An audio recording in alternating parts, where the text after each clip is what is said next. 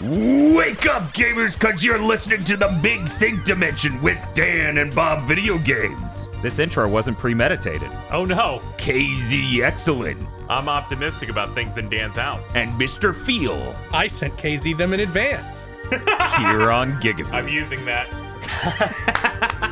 I haven't played anything. Leave me alone. Bob, go. Oh, do we talk about Fazoli's first? Fuck! Yes, we do! Yes. I've done it. First off, it's a very Italian restaurant. You need to call it Fazoli. Fazoli. Fazoli! Oh, I gotta Fazoli, get the gabagool! I think I should just call them ravioli. Like, that's the level of, yeah, we're Italian. Please, Chef Boyardee raviolis are so much better. Yeah. You should call them founded in Kentucky. Very Italian. Yes. No Italian people involved in the creation of Born in 1988. Oh my god. God. I'm surprised they lasted this long. Oh, yeah, no, that's genuinely shocking to me based on what we ate. But They've changed owners 4 times. Oh, okay. So here's what happened. Me and Tosh, the other day, we tried to go to Crystal's. Crystal's is closed. They closed early. Who even knows why? Probably just that hard to get labor.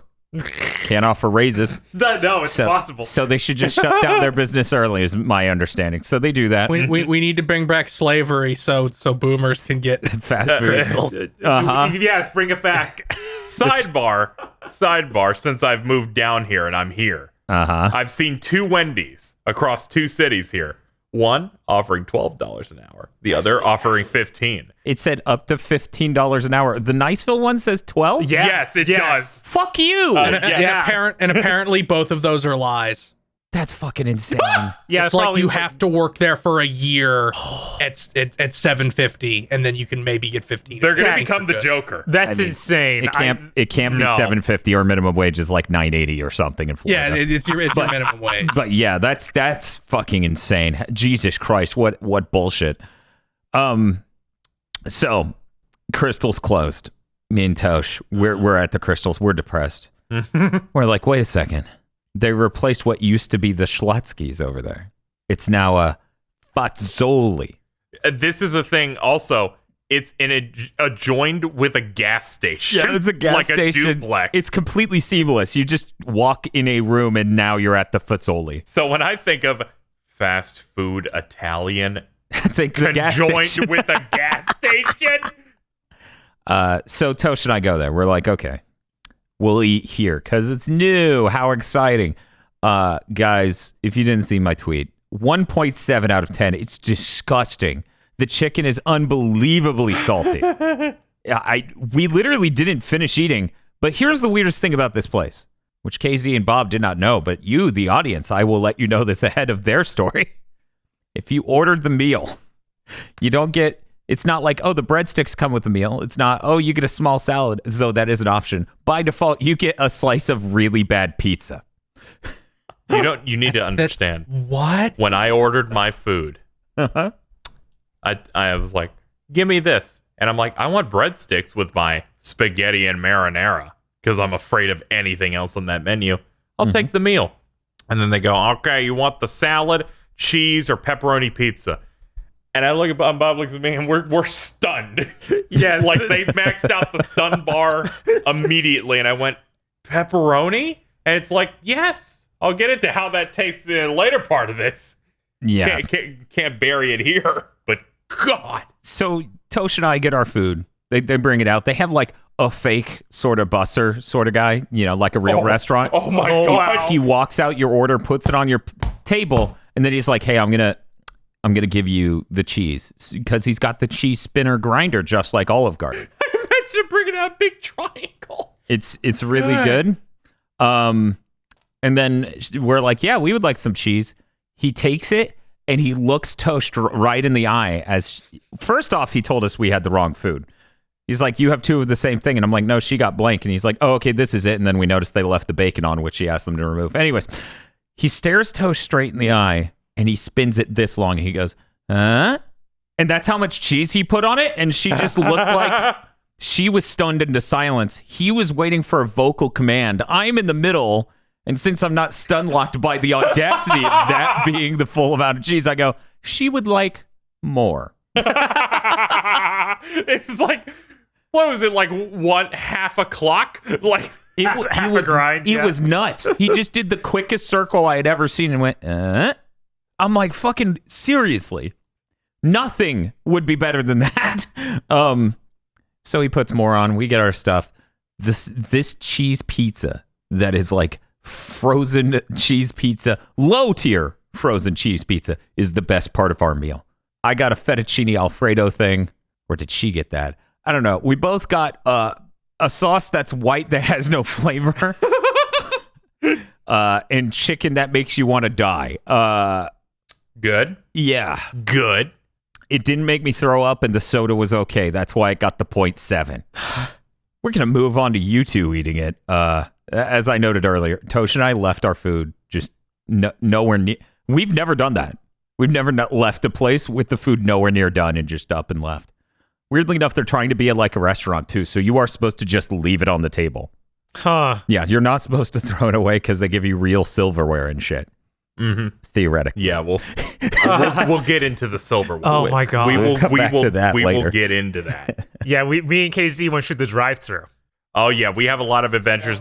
There's a lot of background, Lord Dan. Where I arrived here for the move on Saturday. Yeah. And as we're in the vehicle driving back, Bob was not there because there were some issues that came up, and he dodged a bullet by not coming. He was gonna take you to Fazoli's. This is gonna be the first thing you experience. And then that kept being a running bit for a few days until yesterday when it was finally, we're gonna get a desk. Let's go get some Fazoli's. Yeah. And then we partook in that. Since the setup required you to not be in Tosh's vehicle, you were just in the car with us. Mm-hmm.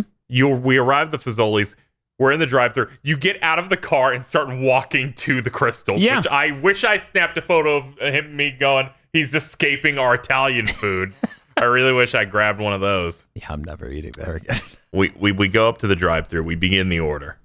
I try to do mine, and it's fine, except for that the meal thing where it's like, do you want a pizza? Yeah. And then that killed me. Bob gets something. What did you get? I got the pesto chicken with some sort of noodle. Who knows? Yeah, you're like, there's no way they can fuck up a pesto.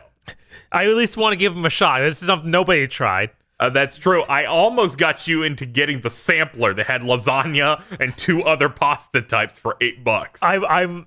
I kind of want to go back and try the lasagna because it was like, that's one of the hardest Italian dishes I can think of. At this moment in time, bring me, because I want to give them another shot. For some reason, my brain damage has hit.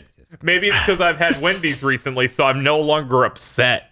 I might be dealing with the after effects of Fazoli still, so I really shouldn't do this. but hey, maybe tomorrow. maybe in a couple weeks. Just like, I need to recover.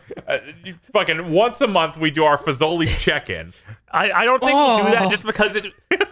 Okay, me and KZ just ordered a meal. We did. It was, in fact, 2 meals because they gave us pizza. Yeah, they gave us pizza with it for whatever reason. It came to $24. $24, Phil. For like, you should have seen how sad KZ's dish was. It was literally just... You did see. If you checked out Dan's Twitter, posted a picture of that dish, but we're leaving out the most important thing, I think, of the drive-thru experience.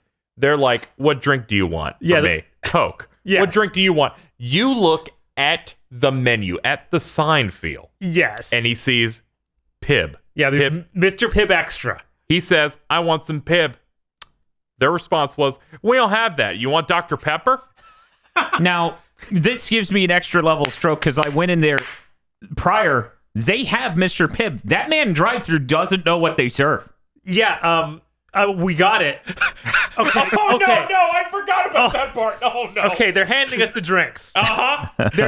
We both ordered medium-sized drinks. They're like, okay, here are your large drinks. I'm like, they're medium, though, right? And they're like, yes, medium. These medium drinks, Phil, were 32 ounces. Yeah, By the way, they're not branded cups. They are big-ass white. Yeah, the massive, chungy-wungy cups. Generic styrofoam I can cups. see it in my head. No markings on either. I'm like, which one was which. It's like they're the like, leading this drinks. is the Coke, this is the Coke, and this is the Dr. Pepper that's supposed to be And then fifth. that's wrong. And then they said, wait, no, I think it's this one. And we're like, you could have pressed the button to help us figure this out.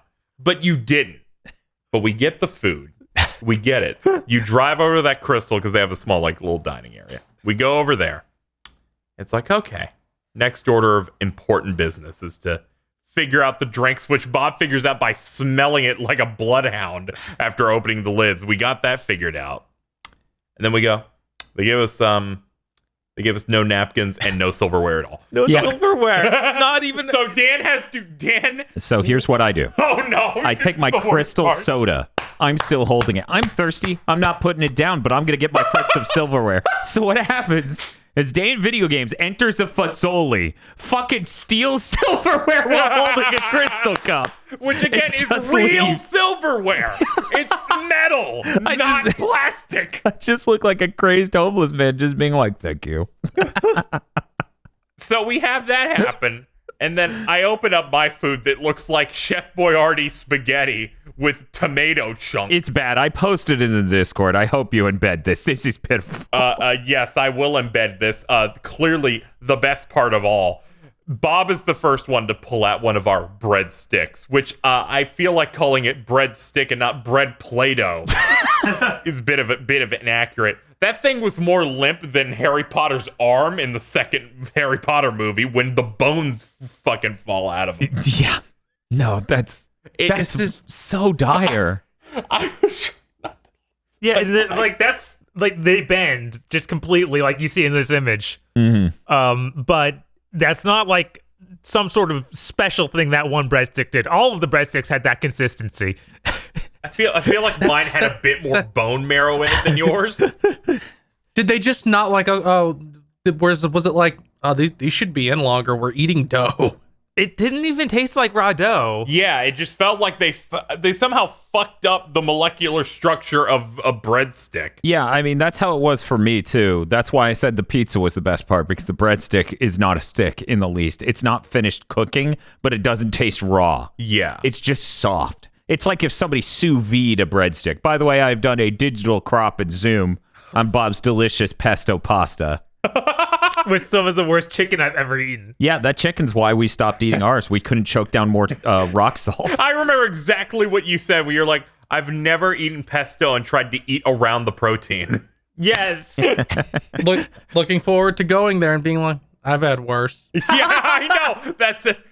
Immediately, the conversation is, we need to get Phil as soon as possible and drive him directly to this Fazoli's.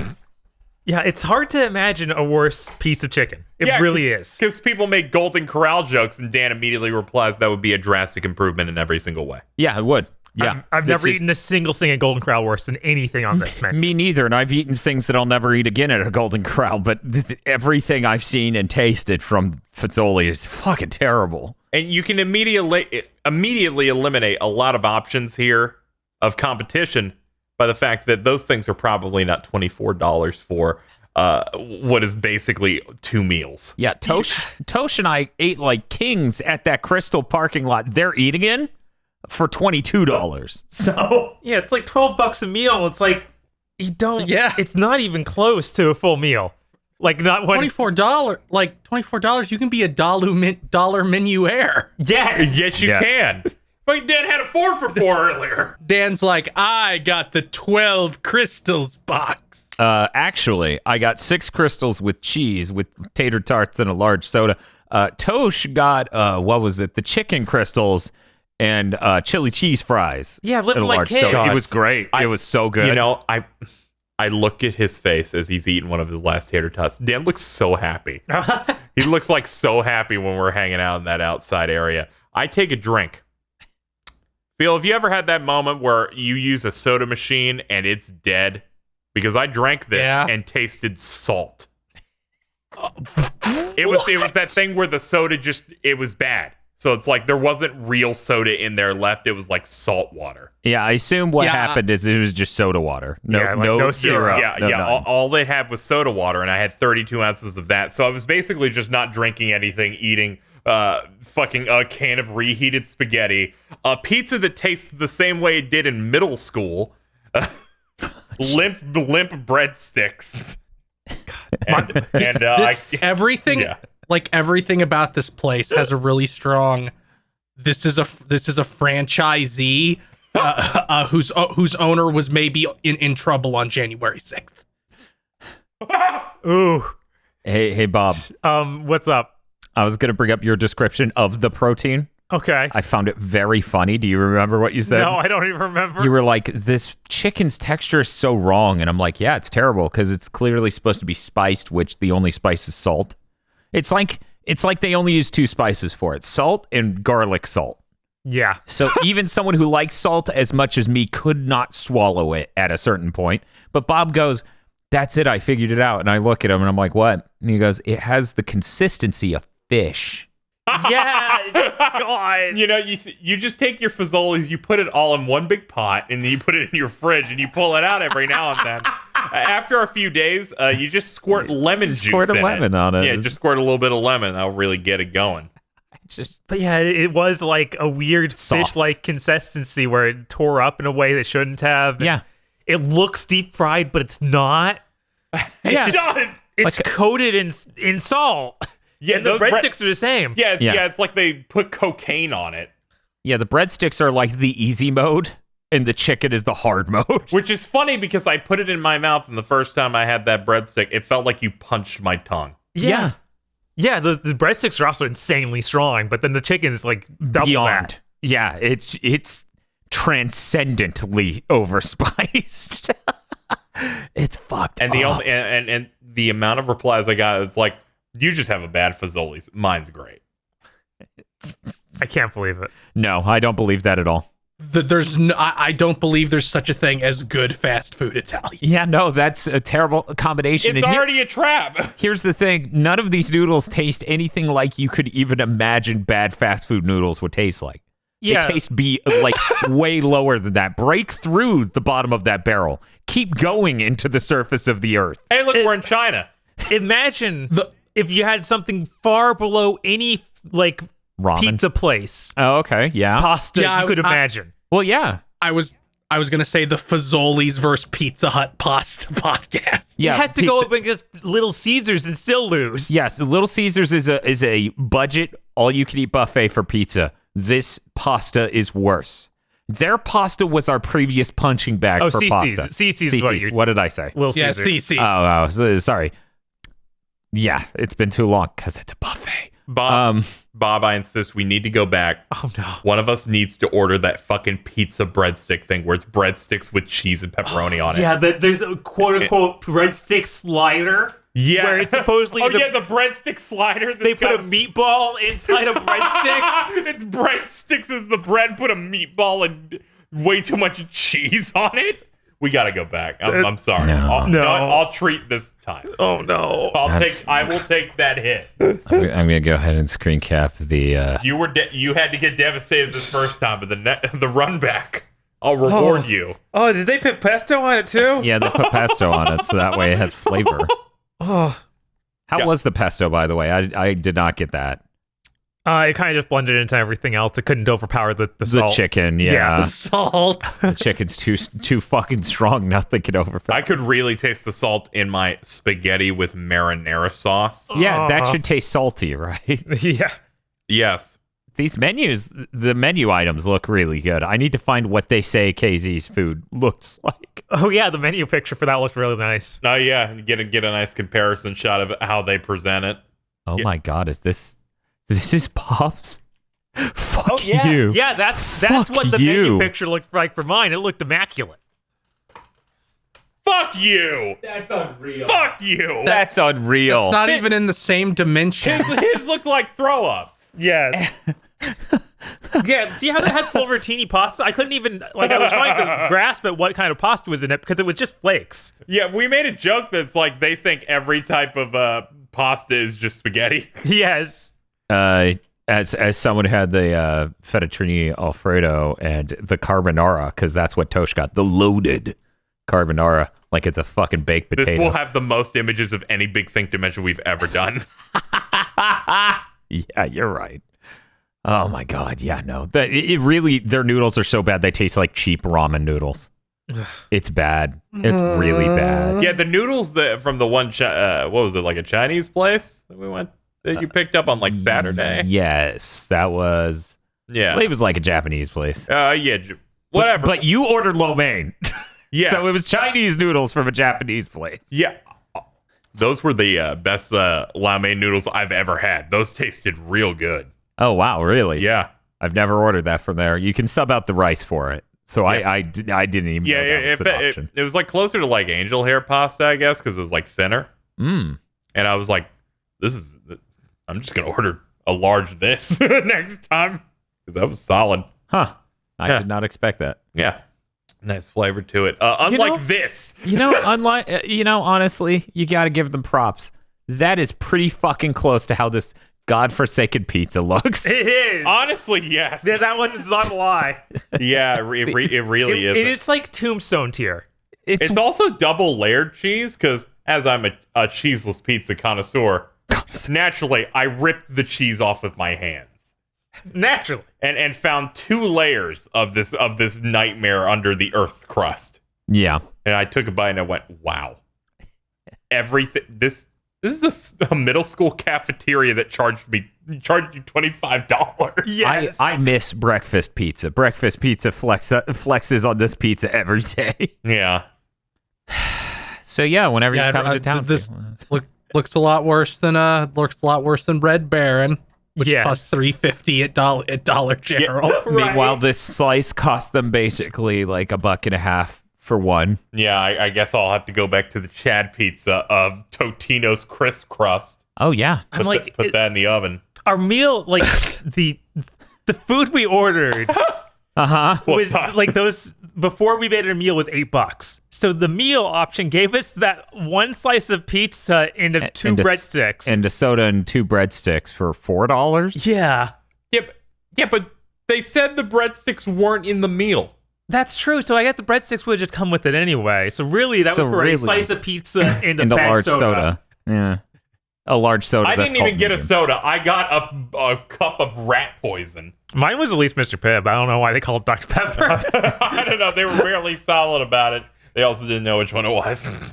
Jesus Christ. Anyway, yeah, I guess we'll stop by Sound there. good. Yeah, we need to get off All right, this. it's time for scores for our Fazoli spoiler cast. We can't do decimals here, can we? No. No. You got to round up. Okay, Then. nope. 1. No, you got to round up. It's Nope. 7. Nope. I thought someone so obsessed with the American grade system would be fine with rounding up. No. If I have to round to a whole number, a 1.7 deserves to be down with the ones. Yeah, the user choice at that point. Oh, okay, Bob. I'll give it a 2. I could imagine something worse, but it's really not pretty. Look, I'm just saying, not every. If I have to use whole digits, okay. Mm-hmm. I don't think Fazoli necessarily deserves to be out of reach from that pizza I ate. That was shrimp pizza that made me throw up that one time. Ugh. I think they both deserve the same number. Jesus. Ooh. Initially, I was going to give this a decent score of 4. However, I hold a lot of value in drinks, in the ability to drink something and enjoy it with my meal. So I just was getting dehydrated off the amount of salt in that meal. So it gets a 2. I mean, to be fair, if you remember my Twitter review, I gave it that score because it didn't have one of those terrible, what was it, freestyle soda machines like you see at Wendy's and stuff. God, I hate those. Yeah, the soda tastes good from inside there on the day I went. Sorry. Don't worry. When we go next time, it'll be no problem. It'll be great. It'll be great. Everyone will be vaccinated. No one will be there because they had enough time to spread the word that it's fucking terrible. So we got to support our local businesses. As always. Yeah. Yeah, the franchisee is clearly a very smart person. Clearly. Yeah, he needs it for bail. Dan, I need to know how long have we been talking about Fazoli's? Let's see. It says here 3 years. Yeah! It's like 21 minutes. Yeah. Okay. I wanted to see if we could get to 30, but I guess this is okay. Nah, that's fine. Yeah, we exhausted it. Maybe next time with Theo. Anyway, Num. We got to move on to what games we've been playing. I've been playing nothing other than a short bit where I hooked up, what was it? No More Heroes 2 and Metroid Prime. Cool. Yeah, I was Yeah. just checking out the retro No More thing. Heroes 2 was the thing that I played, and you just looked at the screen settings on your television. Yeah, I was looking at the pixels for the retro tank. Yep. It was pretty good. No one should buy a Wii HDMI mod ever. Okay. That shit looks a lot better when you just plug in component cables. Even cheap third-party ones like Bob has had. God, that's so sad. It's pitiful. Like, that Wii HDMI mod costs way too much money for the retro tank to turn out a better image than it based just using third-party component cables. So, yeah. I'm going to go ahead and wholeheartedly say no one should buy the Wii HDMI mod. That thing is not good enough. Yeah, you were already rough on it before that the retro tank existed, I remember. Because it didn't upscale to 1080p. Mm-hmm. 2, it's a 422 source image, so it doesn't look crystal sharp like the Dreamcast HDMI mod looks. Right. Like, that's a good thing to get HDMI modded. And then 3, the thing in my head of someday something's going to upscale component well enough to just make this look like dog shit. Well, that day happened when they added the pixel perfect mode to the retro tank. Great. And then it's only going to get worse with the OSSC Pro that can take that can do a higher quality scaling. So, yeah, I'm going to say don't get that. Anyways, that's basically what I played other than trying to get everything hooked up in time, and I just barely got it done for this recording we're doing right now. Hey, Bob. Hey. I'm losing my mind, Bob, because normally I'm on the other side of the internet. Yeah. Yes. You don't get to see. Not anymore. Not anymore. Here we are in this wonderful living room. Mhm. And Bob pulls out, he's like, I need to get my notes. He pulls out a large ass tablet. He is thorough. This is the iPad Pro 12.9 inch. Dude, you have to scroll. You've got the most professional, I'm doing my high school notes for all of this. I'm so excited to hear about how many things you played. At Steam Summer Games Next Fest, something like that. Those words are all in there somewhere. Steam, fuck up your day. Yes, Fest. Steam. These demos, we put up 100 of them. You have 12 minutes. I'm gonna ask you one question before you get started. Sure. Are the majority of these worth your time? Were 51% at least of these worth the time you spent playing them? I'm gonna say no. Yeah, I knew it would be no. But even when they're bad, sometimes there's something fun from it. Okay, see, that's what I'm looking for. You need a little bit of fun, a little bit of cheese. Yeah, so it's not all bad. Don't brace yourself. I'm gonna try and mix in some of the good ones. We'll start with the good one. Okay. Severed Steel. We saw this a little bit during E3. It's a first-person shooter with a neon aesthetic. Has a lot of parkour. Plays kind of like Mirror's Edge, but has tons of Max Payne elements to it, where you can slow down time. And it's all about like just going through these large combat zones, killing dudes, and trying to keep a combo up. Oh, I do remember this. I'm looking at this now. Pictures really don't do it justice. You should really play it if that demo is somehow still up. Some of these demos went down, some of them did not. I would go check it out, see if you can. This game is a ton of fun. It's really fast. I like the slide that you're doing. Like, Yes, I've seen people like slide under their legs and then blowing up their dicks. Yeah. You have the slide, you have wall running, you have the leap forward, like Matrix style jump forward and shoot. And as long as you're doing a trick, the like one of those, the enemies have a much lower chance of hitting you. Oh. So as long as you keep those chained together, you're pretty safe. And yeah, you got a kick that's like a Duke Nukem style kick where you can like, straight up. It's really good. I definitely am excited to see where this project goes. I hope that they get a ton of stuff in there because I had a ton of fun with this. I just like all the text that just reads out as you blow someone's head off, and it's just like dive kill. Yes, it'll count up all the points you get from the different ways you killed them, like with your weapons you're using and all that. Yeah, I like any amount of floating text and numbers. That's why I like RPG mode and Ratchet. Right? God, yeah, that mode's really good. You also get an arm cannon like Samus. Weirdly, the story missions they give you end with you getting the arm cannon, but you can jump into arcade mode and then just use it. And it's like it puts it on the middle click button, so you can then you have an extra way of shooting if you run out of ammo. But yeah, that was really cool. Then I tried Treasure Drifter Neon. It's Nian. So not like the cat Not like the cat. or the lighting source. Neon. Okay. No. Yeah. This game's weird, and it feels like it was originally a mobile game. Oh. Yeah, it's you play as like this wandering swordsman. It was all pixel art style. It moves left to right only, but you don't actually move your character. You like use your analog stick to kind of hit at where he slices, and you have to kill things that come at you. Like the only enemies I've really fought are tumbleweeds. It's clearly not finished translating. There's lots of weird bugs with it where it'll go in and off of being translated. Full screen doesn't work at all. Yeah, this is almost certainly a mobile game that's been roughly ported to Steam. Yeah, it was hard to find much on this, even like YouTubing, except for one trailer from 9 months ago Oh, weird. of like PV2 on Steam. So I'm like, yeah, that's Japanese as hell. No one uses PVs except them.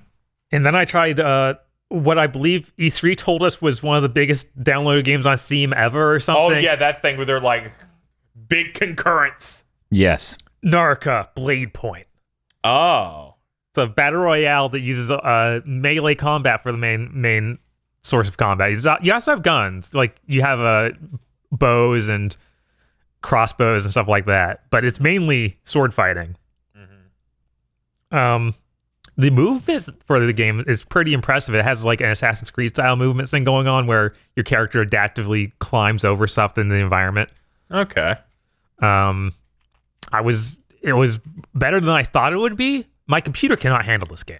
I can tell looking at it, like, this seems pretty detailed, especially with like That's pretty strange. pretty You have, stuff. if I remember correctly, you have about a 7th gen Core i7 and a 1070, 1060. Hey, I think it's a 70. Yeah. Yeah, I can't remember if it was 1060 or 1070. Maybe it was I think it was 1060. Yeah, I think it was it's 1060. Yeah. because it's equivalent basically to a 970. Right. So hey, that's a Yeah. pretty demanding game. It's a bit higher rent than I expected. Yeah, I guess. Yeah. You have grappling hooks. Those just seem fun to use. It feels like even when I got it running okay, there could be a lot of weird stuff as far as networking goes between like melee combat. It felt like we were popping around in a way that didn't work right. But hey, I played one game and we won. So, apparently I think that makes it a good game. By the KZ school of thought, I'm going to say yes.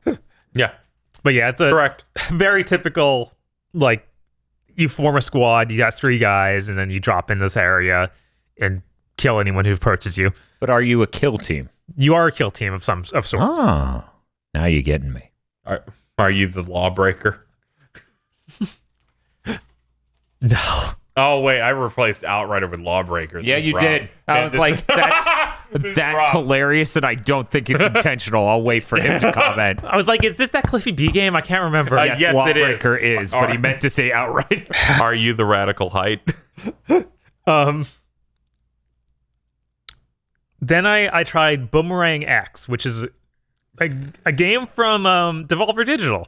Oh, that's Who I mentioned during the podcast, not the podcast, the live streams of, hey, I think Devolver does really great conferences, but all the games they get, I end up being disappointed in. Yes.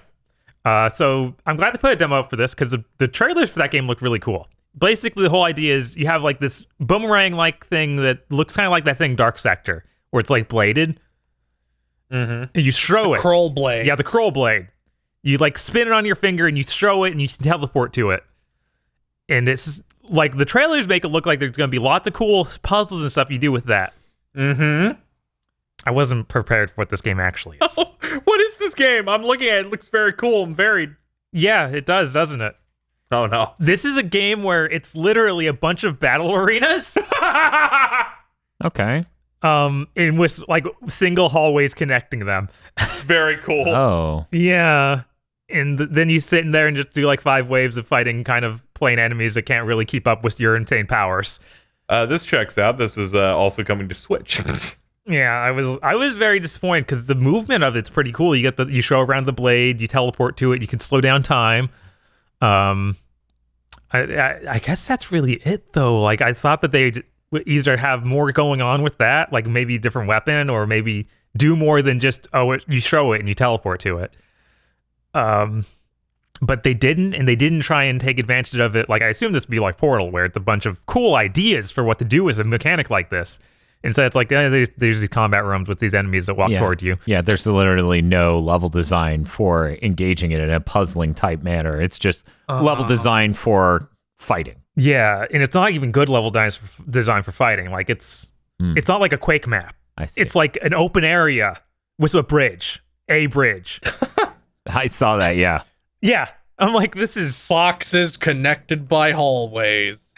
Ooh. So this was really disappointing. I think the art style is cool, but yeah, no, I'm glad they put out a demo. I don't want to spend money for this. Should have bought the Switch version.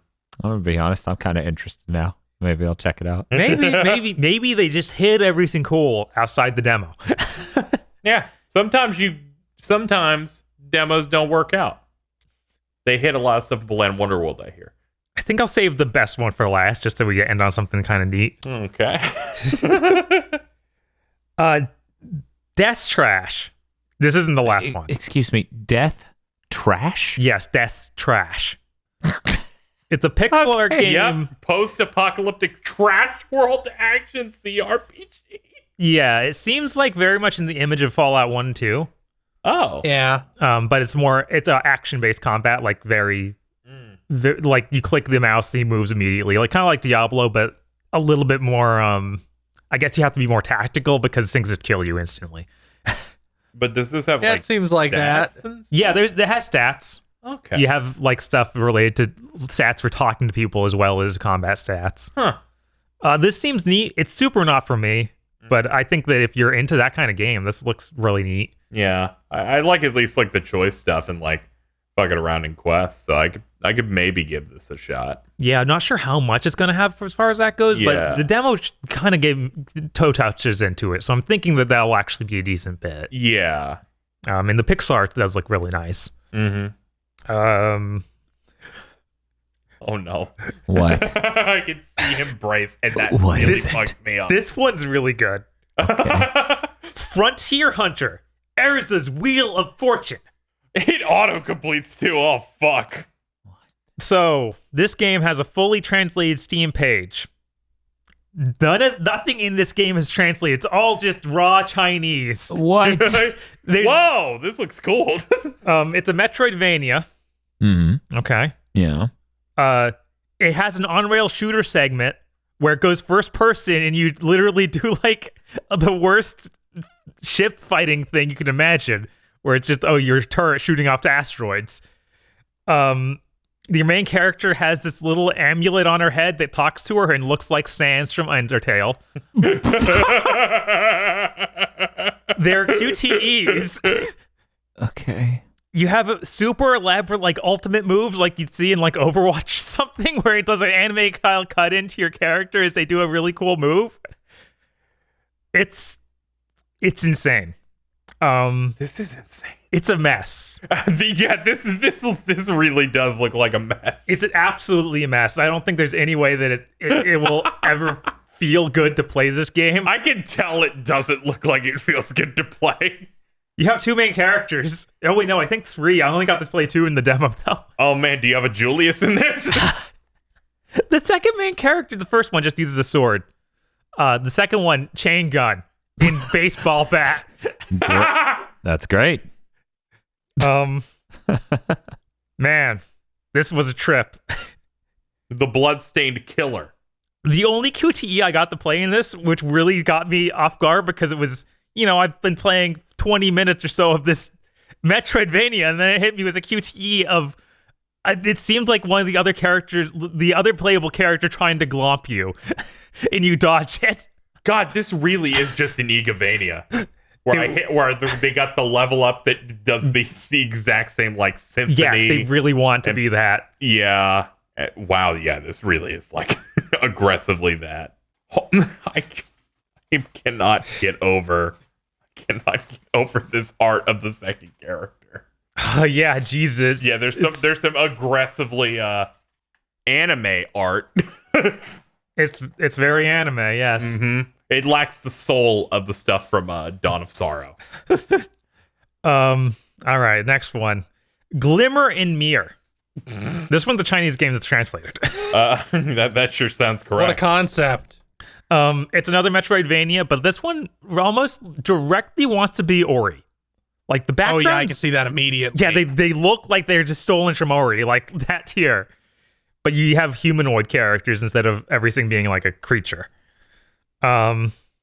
Yeah, you only lets you use the analog stick to control your character, which is always bad. Oh, okay, so it's doomed for you. But other than that, it's kind of like it does feel like really low rent Ori, and that's not a great place to be in. Oh yeah, it even has like some of the same moves. Like it has the shooting stuff. Yeah, everything's a shooting based like an Ori. You have the stats are based on equipment. I'm not sure if that's an Ori. But, there's like powers and stuff. You can do like loadout powers and stuff. At least based on the second game that I played. Okay. Where it's like, I want to invest in a skill that lets me do this type of shot, and it's bound to this button and stuff. Also, this seems incredibly slow. Whereas Ori, I can burn through some areas, and it becomes really fun to like speed through. I don't know if that progresses in this at all. It might, like the demo only gets me real early points, so I don't know if they're going to add movement stuff because I know that it's. Because in that type of the game, that's usually the best part is when you just blink your way through maps. Right. Okay, real quick. What's up? Because I'm going to forget by later. I've been sitting over here trying to hook up my Epic account to get something registered so I could check it out for a future episode of Big Think Dimension. Yes.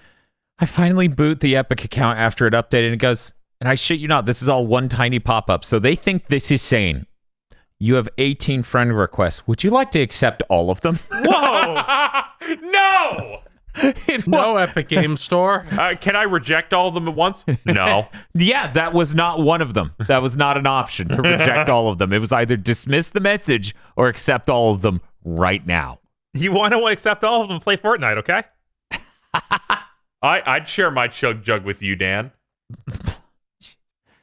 Not on Epic. Okay. Sorry for the distraction. It's okay. That pop-up killed me. You were saying? Yes. Okay, we're almost through. Okay. All right. They always run. We thought this one briefly during E3. Mm-hmm. It has kind of neat art style to it. The game it's all 2D, but it wants to be a Batman Arkham game really hard. Really hard. Oh yeah, this is the one that that has like the poncho, the red poncho that kind of reminded like Hyperlight or what. Yeah, he's got the red poncho. He's got 3 arms. Oh. It's like a cybernetic sort of thing. Yeah. Or a mutant, I don't know. You can use the N64 controller. I'm looking Yes. I'm looking at this and I cannot believe Arkham is the thing that you brought up when I'm looking at a trailer of this. Wow. Oh, I can see that. Yeah, every single thing is based on, okay, the only reasonable thing to do is combat is counterattack. That just instant kills. Nothing else is even worth doing. Oh, that's rough. Sometimes the enemies have a shield. You need to do the heavier hit to then you can kill them. It all just feels really wonky. Nothing really feels like it clicks. And when you're based on Batman, it kind of shows, and it's not a good I look. always want to get away from Batman combat as much as possible. Yeah, I feel like that's really played out. Mm-hmm. The only time I can accept it is like Spider-Man because there's actual air combat things happening in that. Right. Yeah. Otherwise, like, nah, I'm good. But there was one positive to this. Okay. There was one mini game it does halfway through this. Is it Pipe Dream? No. Oh. He puts his third arm into a hole, and then it switches to a side profile. If you control the arm, is the most hilarious thing I've ever seen. I'm going to pull up the image because I was like, Bob, this minigame's hilarious. You're totally right to say the game was worth it just for this image. Let me see. Yeah, I'm going to need you to turn this around once you found it for me. Yeah. Let me see if I can get it in. What is that? It's fucking great is what it is. There, boom. It's in there. Okay, thank you. Okay, don't worry. I will. People will likely have seen it right when I saw it. Jesus Christ. Yeah. Really good. Some real Space Jam finale energy coming out of that. He's just like trying to reach with this robot arm. My favorite part is This is me assembling my bed frame this week. Going, come on, the screw's over there. I'm stuck. I love seeing that, like, his Judge Dredd looking face, like, super serious, and then shoving his arm into his God, tummy. I didn't even I feel know. it. It's like he's a bear reaching in a tree for honey or some shit. like Come fucking, on, man. Yeah, rumbling in my tumbling. It's the funniest thing. Yeah, no, that's hilarious. That would have killed me if I ran into that in a video game. Like, holy shit. Yeah, it's too much. It made it worth it. Oh, man. Holy shit. Whew, okay, here we are. We're at the last one, finally, guys. All right. Here's the good one. You promised. Yes, this is Unsighted. It's a pixel art Zelda / Dark Souls inspired game. Okay. But it definitely like a top-down sort of exploration. It also has parrying, but that's just one part of the combat. You have a stamina bar, kind of like Dark Souls. But yeah, it's got really great art. Wow. This does look really nice and really good animation on it too. Yeah, and lots of neat ideas with the way you move your character around. Like you have your instead of a dodge, you have a jump, and then they use that for exploration as well as combat. It's really neat. Definitely check out the demo if it's still up. It might be. You get lots of different like the demo lets you mess with a couple different guns and a couple different swords and such. So you get the pistol, which can kill guys from off in the distance, and you have a reload mechanic like Gears of War. Oh, okay. Everyone's liking that active reload now. Yes, the active reload's fun. Yeah. They give you a shotgun that's terrible. I don't know why they even give you that. I mean, very Returnal like. Active reload and a shitty shotgun. Yes. That's such a shame. Yeah, I wonder if they're going to fix it. Also, it seems like the parry balancing might be a little bit much. Like you you really wreck them if you parry their moves. Yeah, I noticed. Like, I noticed this video of like the spider robot doing a jump and parrying that, and just goes all the way back up. Yeah. But really neat environments to explore. I say it's Dark Souls inspired, but it's really not that much. It's just that it has the stamina system, and there is an equivalent to like a bonfire, which is it's just some progression type stuff. Yeah, it's like when people created like save points in areas. But yeah, games looked really neat. Mm-hmm. I love the way things animate when you break them and they kind of like fly off a little bit and just land and shatter. Mm-hmm. Yeah, I like that style a decent bit. So many little details like that, and then even your equipment screen is like fully animated, so it's like your character's face, and then you see the different weapon appear behind them when you equip it. It's pretty good. Anytime someone says face in a menu, I'm just like, are they face apping or something? And I'm imagining that with immaculate like sprite art. And then your level, it seems you get to adjust your character, you have these chips you like install, and then you'll get more slots to install them in. Like, oh well, this will give you more health, this will give you more damage, and that sort of thing. Okay. So it does have RPG mechanics along with. At first, I was thinking it would be like Paper Mario's like badges and stuff, but they don't like give you new moves or anything, right? No, I haven't seen new moves, but you do get weapons that have totally different moves. Like I got them as the sword and an axe. Okay. Which again, with the parry, makes it a little weird because if you have the axe, it's slower. But if you parry them, they're like on their back, and then you just wreck them really hard. Yeah, and they're gone. Yes, erase them from history. But I guess that has its downsides too. Of like, then you can be jumped by lots of smaller enemies, so you'd only parry one at once, and then you'd be kind of owned if you were trying to do it like slow swing on them. Yeah, we can't all be the Bloodborne X where you just spin and beat the entire game. I wasn't aware. It's a pretty good axe. But yeah, that definitely check out Unsighted. Yeah, this is clearly the best one of the bunch since I've been pulling up gameplay on every single one. Yeah, that and the in the first one. Yeah, the first one. Severed Seal and that are the ones I definitely recommend. Hopefully they left their demos up. There were so many demos I couldn't play. There were two of those games that were farming furry simulators. Damn it! Didn't get to I play wanted either. to hear about how depressed those animals are. Yes. That's terrible. There was Blaster Master Zero 3. They were gonna let me play a demo for that. Hey, but no. you don't have to wait. Phil's gonna pick it up, and then you're gonna have to see it on the stream where Dan has to go through all of them. Oh no.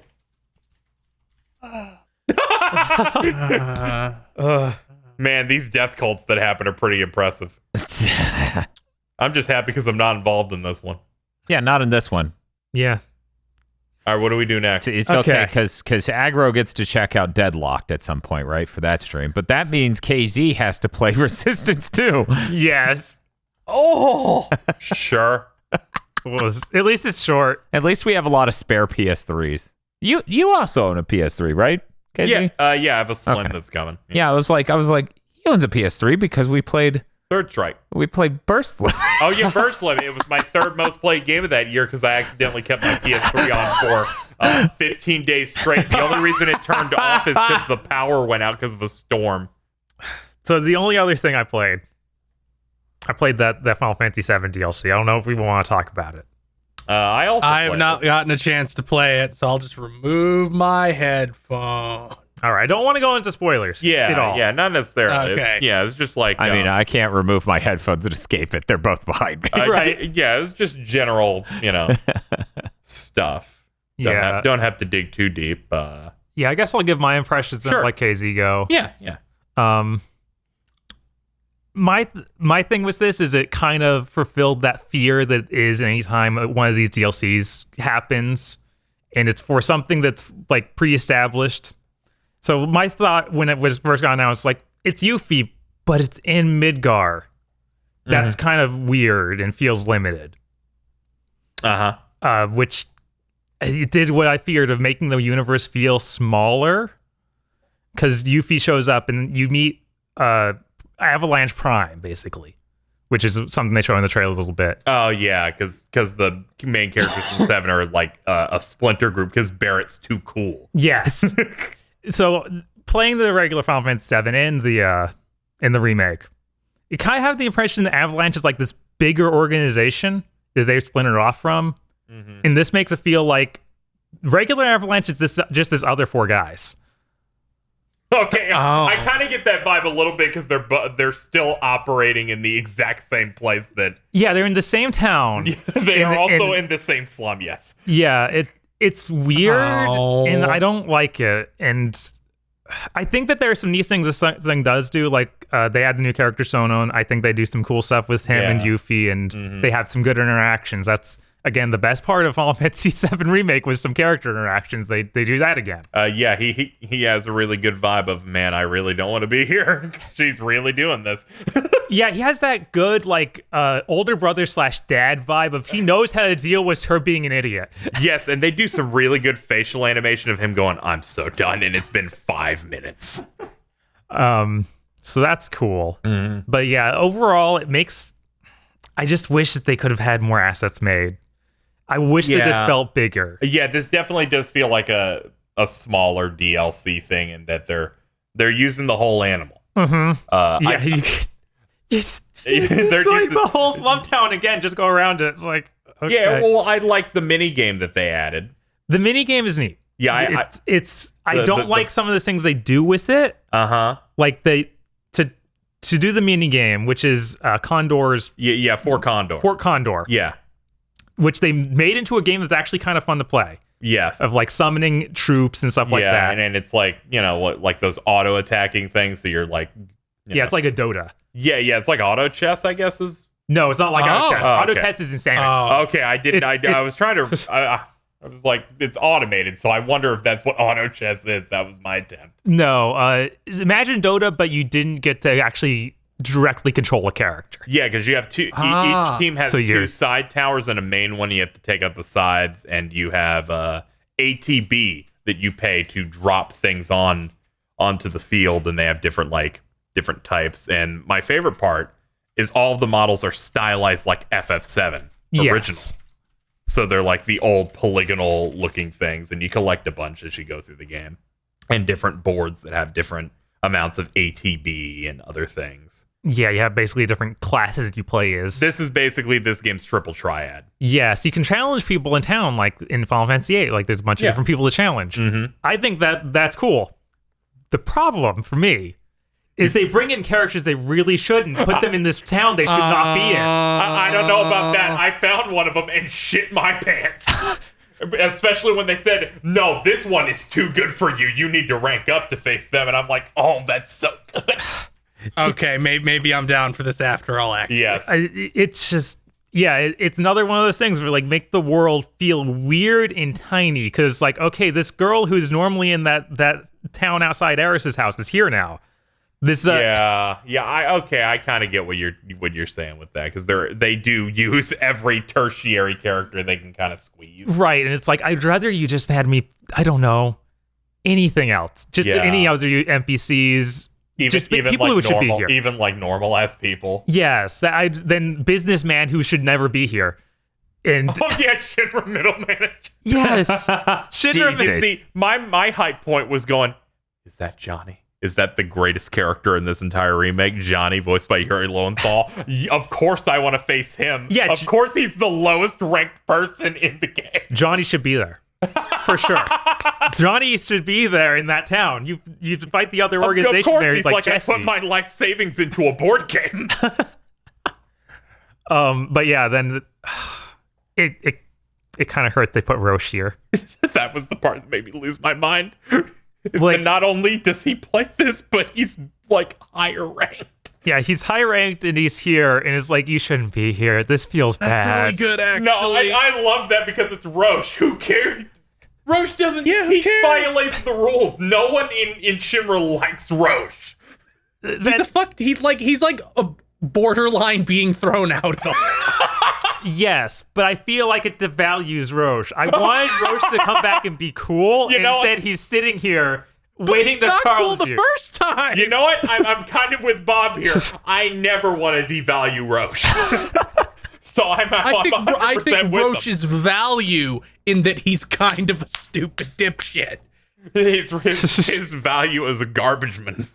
But yeah, at least he has some explanation of, like, I'm looking for Cloud, because this is right after that event. Yeah, because this does. But those other like the middle manager and the other lady, she's the girl who tries to cause an uprising in Erisa's town. I can't remember her name at all, because she's one of those characters they added for the remake. Oh yeah, she's the one that looks like Marie from Persona 4. Yes, I was like, I know she has a name, Kyrie. but I'm just thinking Marie. Fake Yuffie, yes. Yes, Kyrie. She's in the Final Fantasy VII novelization sequel thing they put out. Is Turk Side Story? The kids are all right. Yes, that is the name. I was struggling to pull that one out No, of it's there. Final Fantasy VII. The Turks are Ixnay on the Ombre, my favorite Offspring album. But yeah, that was my main thing, was that if it. Yeah, I think it does some neat stuff, but also it makes the world feel smaller. And that's something I had a problem with in the original 7 remake, because that was the promise of, like, we're turning Midgar into a full game, and we're gonna make it feel bigger. And I feel like the only part that delivered on that for me was when we went to Jesse's house. Like, Yes, that really did it. where it expanded the universe. A lot of other times it was like, this was one screen in the original. It's now a 90-minute dungeon. And I'm like, I didn't need that. No, yeah, that is like, that's not how I want to expand The this. sewers are bigger. I'm gonna be. I was fine with most dungeons except the one where it's like, fucking turn on the lights. That's exactly the one I was thinking of. And I'm like, we turned one screen into a 90-minute dungeon. Because even the sewers ones, I'm like, okay, this is like 8 minutes. But see, the best dungeon is when you're going through there, moving the buses and shit, and has the best music in the game. Oh, the hands. Mm-hmm. You're using the that- crane arms to move They the go buses and shit. insane. That on song's that. so good. Oh yeah, and then you run into Don Corneo's men that have the fucking like trap remix. Yeah, Yes. I wish that. Oh. I wish that part didn't suck to replay, and they make you replay it to get the Yes, yes. I'm really glad unfortunate. I'm really glad I never went for those trophies, because yes, that would have fucking ruined. I'm glad I did. Got 2 plats, baby. God. KZ double platinum, excellent. Hell yes. But yeah, I'm with you on a lot of that actually, where Okay. it's like it does effectively kind of feel smaller when every side character appears literally everywhere. So from that, I actually do understand. Yeah, I wish that your they could have issues with just that. like had Yuffie enter some other part of the city. I know it's asking a lot to not go to the slums, but please don't take us to the slums. Yeah, I was okay with the fact that it's trying to connect some like plot threads and stuff because it is the intermission. It is taking place directly after the Airbuster fight. Right. So I'm like, okay, this is kind of some stuff that I'm like, cool. You close that loop. You probably just didn't need as many of those older side characters to appear here. I can kind of get it when you're like, you know, you want to play minigame with Roche, and it's like, I do. You know exactly me. But I do get that. I really like the boss fights. I feel that they clearly put the most amount of time into like some of that stuff where they. Yeah, the right away you get the Ramu boss fight. Oh yeah. Yeah, that's just there because good old Chadley. Chadley's there. One of give you the worst menu in the game. They're like, well, we want to give you a summon. I guess we'll just do it the same way you got summons there, either through orb or some lavish boss fight. That's where I learned, Yuffie, you're not supposed to face fuck every enemy like Cloud because she's made of paper. And she's a mid and long range fighter and that gets in during like stuns or like combos. Hey, my name's Chadley. I'm here to let Dan know he doesn't need to buy this DLC. Hey, Chadley, I see you there. I'm going to go ahead and pump the brakes here and maybe not get this DLC. Dan, a villain against Chadley. It's very inappropriate. I could fill out the rest of the entire DLC once I cannot. saw Chadley. Once I saw him, I'm like, I know the exact form of this thing. I'm good. I'll look up some shit on it later. Or maybe rush play it right before the next part comes out years from now. Right? Yeah. It's like 2 hours. It's not that much of a problem, unless you do the psychotic fucking mini game with Yuffie that is just the Cloud mini game. Okay, I forget. This isn't me trying to bust your balls. Is it $20 or $30? 20. Okay. It's 20, and I think that includes the super boss getting added to the main game because they do a little bit of contextualizing it to make it a canon thing that happens. God.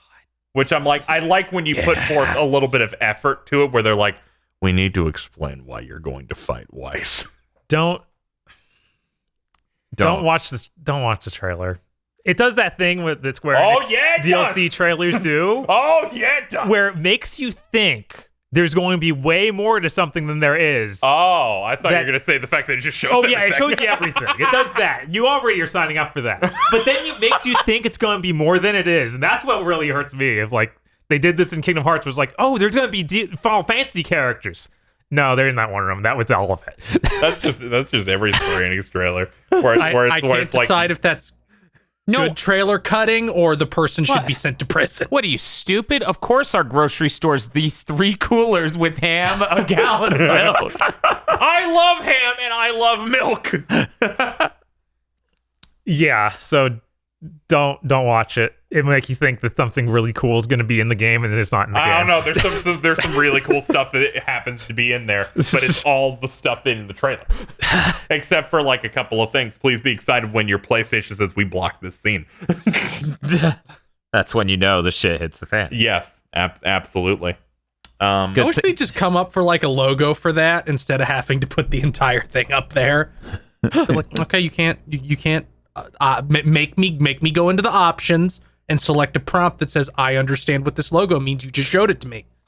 There's a way to like turn off you can turn off those notifications at least. I know I've done it before.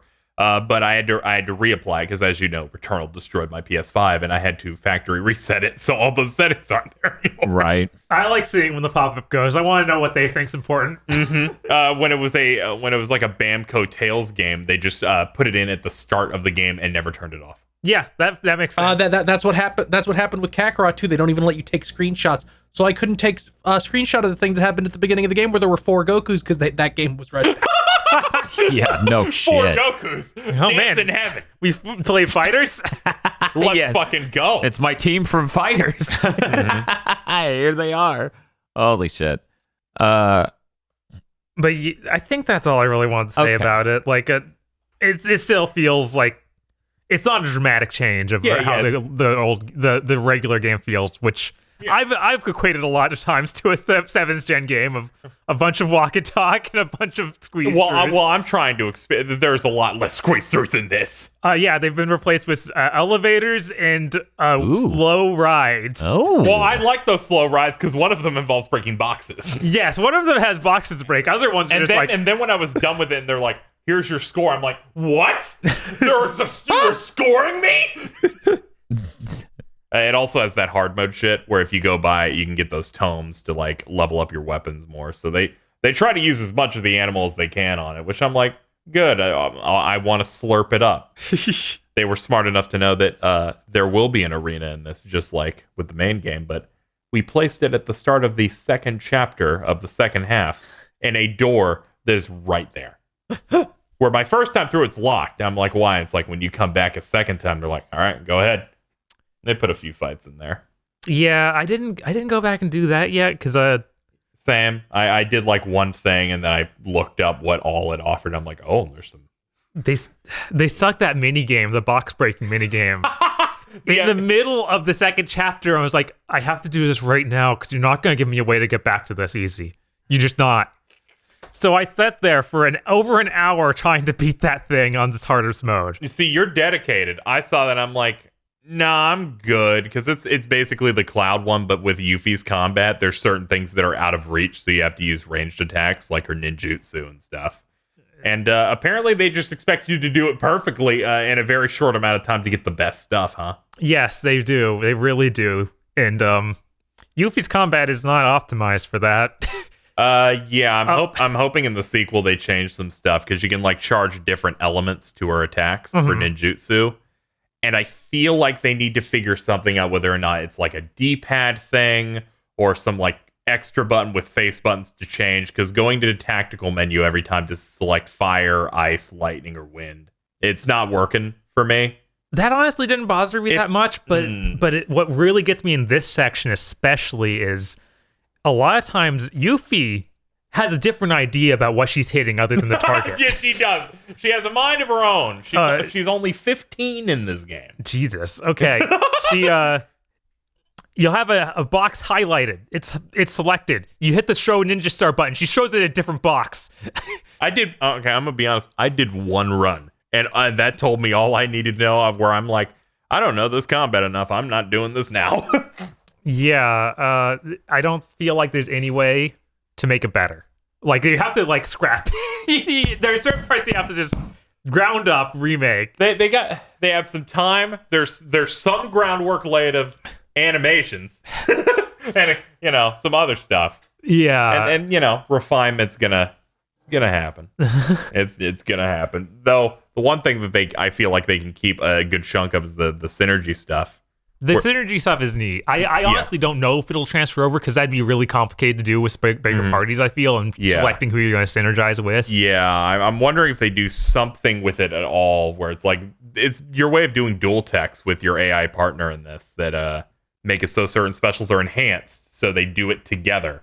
And that means as soon as something's pressured, you get in that mode and you get in their ass with it.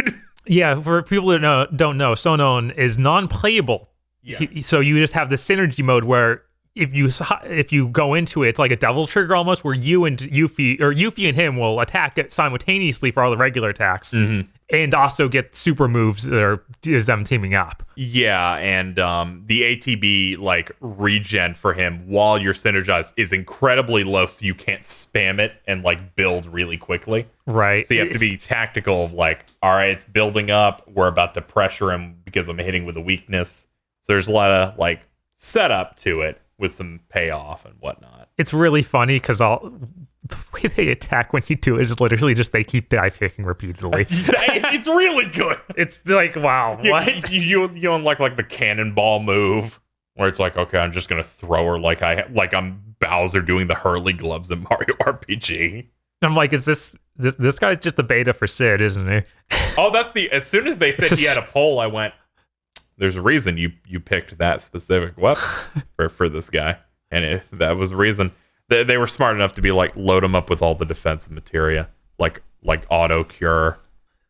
Yes. If you die, he automatically kills himself to revive you. Right. I was like, oh, what are they going to do? That's a neat way of dealing with it, because I figured they would just be like, you're dead. It's not an Atlas game, thankfully. Because they would absolutely do that and then just shit on me. Yeah. Yeah. But that's pretty much all I wanted to cover with it. I thought the bosses were great in the same way the other ones were, where I just really, really liked them a lot. I liked Ramu after getting used to how the fight worked. I didn't really... I think aesthetically, the boss they put in here is cool, but I didn't really enjoy the fight. Also, they have that horrible problem where they put these mid-fight cutscenes. Non-skippable. That one is really aggressive. That one's like 30 seconds. Yeah. One of them is like 40 seconds long. But I was still, I too tried it, so I was kind of okay with it. Where I'm like, it didn't knock me out too much. Then I was like, oh, the music changed and this is really good. So I'm basking in that. The boss right before it, the red thing, I thought was pretty good. That was pretty neat. Yeah, I liked that. It had some good ideas with it, using some characters. Yeah, it's another one of those things that, like, this world feels smaller because he did this, but at least it was kind of cool. At least with this one, in a world feels smaller, this one makes sense. Yes. Roche is... You stretch a little bit on Roche. I do not have to stretch on this one. Yeah, and they write stuff in around Sonon, and it makes it feel good. Yes. But yeah. Yeah, I enjoyed it, but I definitely see some of the problems you have with that. And don't make yourself do what I did. Don't make yourself try and beat that box puzzle. No, it's like that is such a millstone in the middle of this campaign. Like, that shouldn't be there. That's that same disease when people are like, I have to 100% everything as I go, and I'm like, I can't do that to myself. It's too dangerous. I want to get it out. One more thing about that box puzzle here. Go ahead. One of the hardest things okay, we figured out how to make it this hard for Yuffie. We put in a tiny wall. It's as big as her kneecap. She cannot walk over it. Yeah, because she can't jump, so you have to do mid-range attacks with it. Yeah, you have to do mid-range attacks, and you have to get Yuffie to actually aim at the thing that's over the hill. It's a nightmare. My legs hurt. My legs hurt. Yeah. But yeah, it's good that we picked up on that, because fucking thanks to E3 and the move, that kind of like fell out. Right. I actually forgot it entirely, where I was like, oh shit, should mention that. But yeah, I hope that whenever I do next game, we see like a full revisions of the combat, because I still feel like this is some of the weakest action RPG combat in years. Like, we're sitting here with Scarlet Nexus coming out in a couple days, and that's pretty stellar. This feels really bad. In 2 hours. Yeah. Wait, what? Yes. Yeah, it launches the same day as Mario Golf. Come on. Right. Yeah, I'm in hell. I still really like the combat and like the slow paced nature of it, and the fact that it basically has photo mode in the form of just me hitting that button. I just kind of lap it up, but you know, I also like the Scarlet Nexus style, where it's leaning much harder in action. Right. Like, my main problems with it are like there's so many animations that are huge and you get locked in. Yeah, I can see that. And you also don't have iframes in your dodges. Yeah. So it's all about spacing, and it's hard to space properly when your movement works like it does. There's some targeting stuff, like the blade beam that Cloud can do that's a bit wonky. So there's stuff that they can solid, but I overall like vibe more with the foundation that they have with this game than you do. But I also like the more strictly action stuff, like Stranger in Paradise or Scarlet Nexus, developed by what I call New Platinum. We'll see if they continue. I've seen it. People have already gotten their copies, so I just see video of like walking through a city, and I'm like, wow, that looks like the Astral Chain City, but in a million times higher fidelity. I played the demo. Yes. I played the demo. Feel there's backgrounds. Yes, there's backgrounds with things happening in them. That's another thing. Levels. That's another thing that Scarlet Nexus is like just dancing on top of Final Fantasy 4. Those aren't JPEGs. Those are modeled backgrounds. I love those JPEGs. God damn it. I hope you do. I hope someone does. You know, if you love the JPEG so much, I actually have some copies of them. If you want, we could get that blown up and you could just put it on your wall. I have plans, all right? It's going to go next to my bold and brash Squidward. That's technically all I played, so okay. we can move now, over I guess we're moving to Feel. Feel. So I played some Legend of Mana Remastered, game code generously provided by Square Enix, hashtag sponsored, hashtag please don't sue me, FCC. Don't worry, the fine I think is only $500 per. Great. You got a free game, but you paid $500. Great. Okay. It's perfect. Oh, good. I was wondering as a re-release of Legend of Mana. Oh, okay. Would you say it's a bit higher rent than the last thing they put out, the Saga thing? Like, how does it compare in terms of like a remaster? Like, it's got that new anime intro. Legend of really Mana weird. is a much like KZ. The question you're asking me is hard because Legend of Mana is a much higher rent game than Saga Frontier was. Yeah. Like, Yeah, Legend of Mana feels like a completed video game in some ways. Okay. I'm sorry. All I see from them, since I have no references, PlayStation RPG. So I was like, I don't know. Does it feel like more care has been taken in the porting process? yes, absolutely. Because what I think happened, because I have no way of knowing, the development of this game. Yeah. I think they upscaled the backgrounds and then had an artist go over them and touch them up because almost nothing looks smudged. Oh. The only thing I've looked at and be like, that was machine upscaled, which is big stylized text, which is always what you can tell with. Mm-hmm. But like the backgrounds, I'm like, no, that's just how this game would look in insanely high fidelity. Also, they didn't touch any of the sprites. Good. Oh, nice. Yeah, the smooth All the sprites are perfect looking. It looks kind of weird because now they're all on these hyper detailed, hyper smooth, high fidelity backgrounds, but that's fine. I would much rather have that than some horrible filter you baked in Grandia Remastered. Yeah, very Grandia-like. Ugh. I'm in pain. Gotta break it up every I don't time. even like. I think they had somebody redraw all the portraits because those look perfect too. And they didn't do the thing that all these collections do, where it's like, well, we replaced the font with something shitty. It's like, no, we remade the font at a higher fidelity. So it doesn't have weird mobile game menus? No, it has the exact same menu. Oh, God. Nice. I played a couple of missions just to test it out. It's the same game. Like now it's in widescreen and it looks much better. And also there's a new arranged uncompressed soundtrack because it's 7 gigs. Good. So the music sounds really good. Yeah. Oh, the footage I saw looked like it was still 30. Is that the case, or did it look like it's running smoother? I assume it's the same. It would be a lot to. I think it's 30. Maybe it's like it definitely, the screen definitely scrolls at 30 because I could notice like that isn't as smooth as it would be if it was at 30. Yeah. But I imagine it was whatever it was originally. Right. Yeah. So it appears to just be 30, which makes sense. Redesigning that game for 60 would be hard as hell. Yeah. Yeah, so like if you like Legend of Mana, buy it. There's no quibbles with it. I would love to just be like, hey, maybe if you like RPGs, try it, but how much is this? It's 30, I think. Okay. I think it's 30 like Saga Frontier. I mean, I would still recommend buying it for 30 just because it looks so incredible and it has some of the best music ever. Yeah, the art in that game is really incredible and the music is too, for sure. And I'll take this opportunity for anybody who buys this game and had never played it before. I'm going to explain to you how the skill system works real quick. This is a PlayStation RPG, all right. Because it is actually simpler than you would think. In Legend of Mana, you get 2 face buttons that you can set as skills, and you can set as like jump, crouch, defend, lunge, a backstep. Like those are the kind of things you have. And those lead into other more advanced ones, like you can get high jump and double jump, and then those and leveling those up gives you your super moves, which are on all 4 triggers. You don't have to repeatedly use them. You just have to have them set to your buttons during a fight. Oh, okay. And boss fights count as like 5 fights.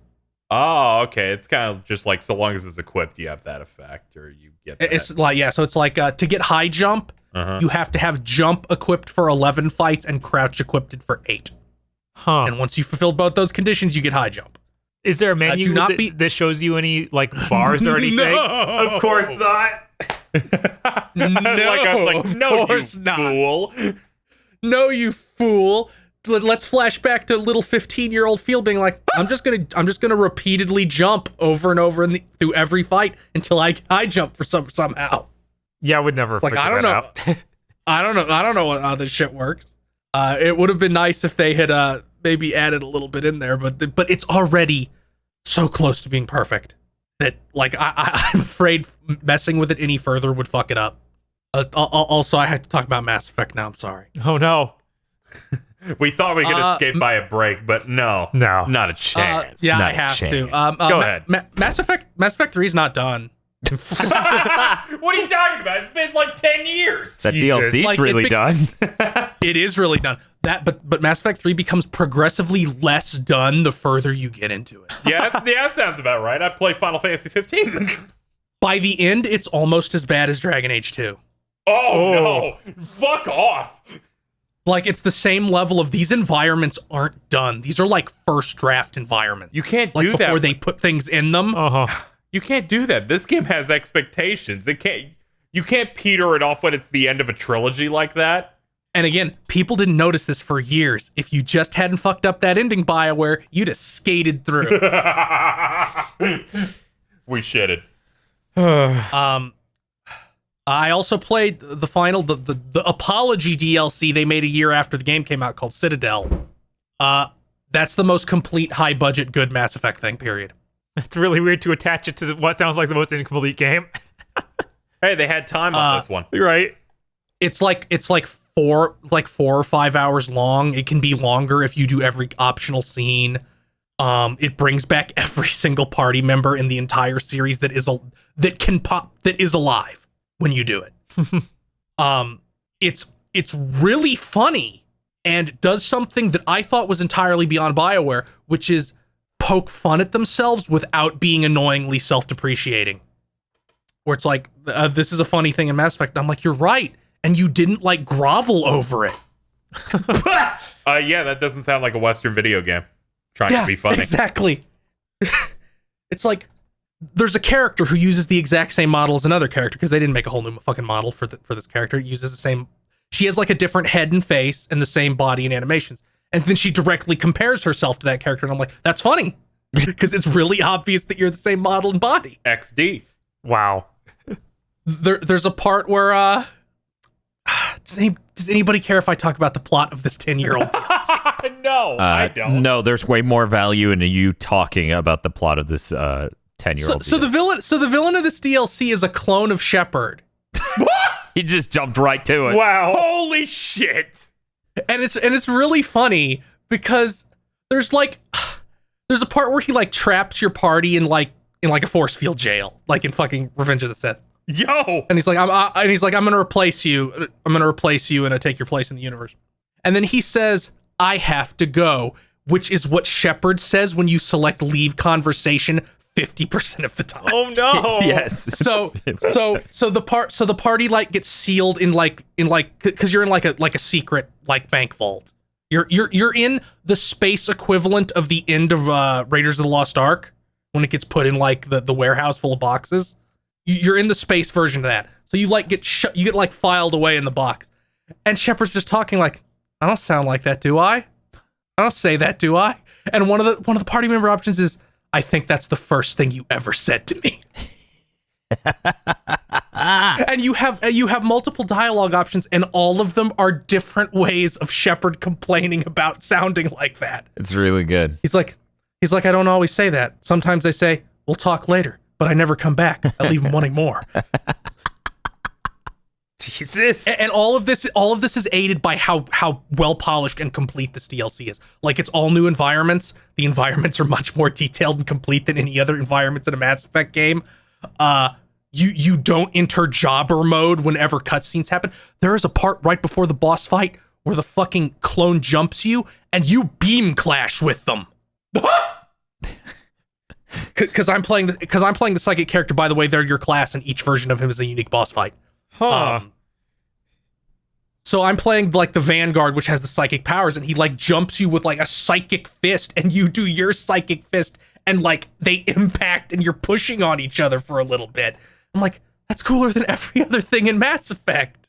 And the big thing is after you complete the plot of the DLC, you get the party where Keith David let you borrow his apartment because he's busy on Earth fighting a war. Yeah. And you have an enormous party, and there's like 2 hours of dialogue, of optional dialogue between all these characters, and I'm like, man, it'd be nice if this could be the triumphant epilogue to a beloved game and not a desperate apology for one of the worst endings in video game history. Yeah, that DLC was so good it almost tricked me into getting into Mass Effect. Yeah. I was like, there's no way the rest of it's this good, though. It is not. That is correct. You made the accurate assessment. That DLC is real fucking good. Like you get all these optional scenes where Squat Oates and Freddie Prinze Jr., the guy from Paragon Lost, you invite him up to your apartment, and he's like, yeah, yeah, from the wallpaper of Names Form. Okay, and it's like, you think you can beat my pull-up record? I did 183 pull-ups. And Shepard's like, I think I can do that. And then he does 20 and is like, uh-oh. So it keeps fading out and back in of them having a conversation as Shepard is slowly trying to do more pull-ups.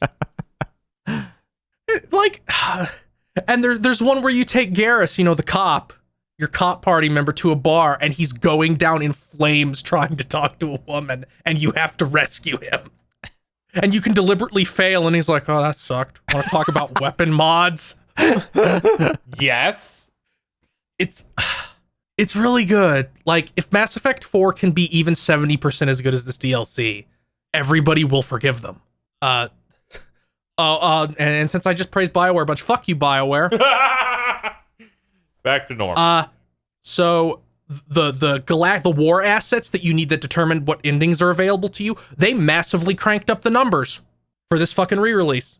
Yeah, I guess because there isn't the multiplayer component anymore. So like, well, you effectively have twice as much. We can make it twice as high. And I'm like, listen, you dense motherfuckers.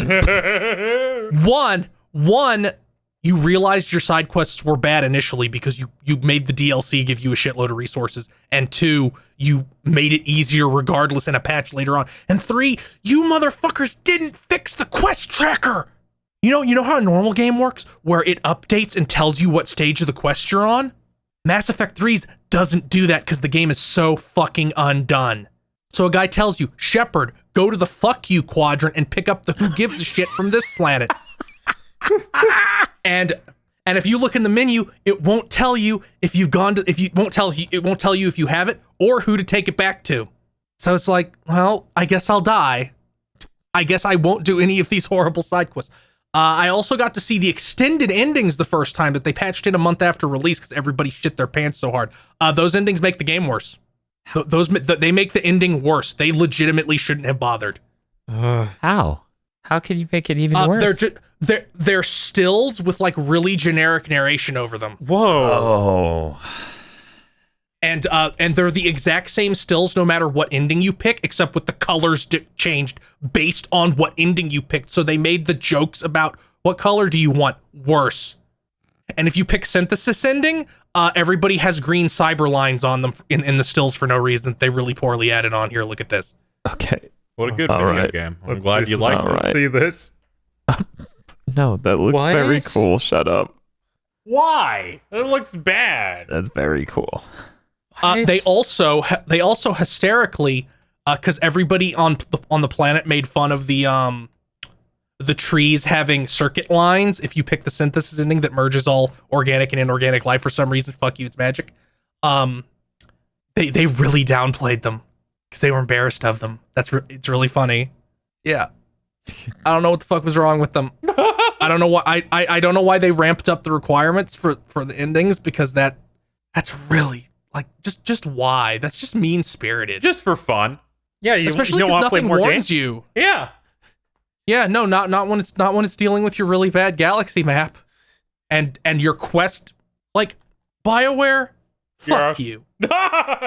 You fixed no bugs, but you went in and changed this stupid bullshit, and you improved nothing. You added no quality of life features to this game, any of them.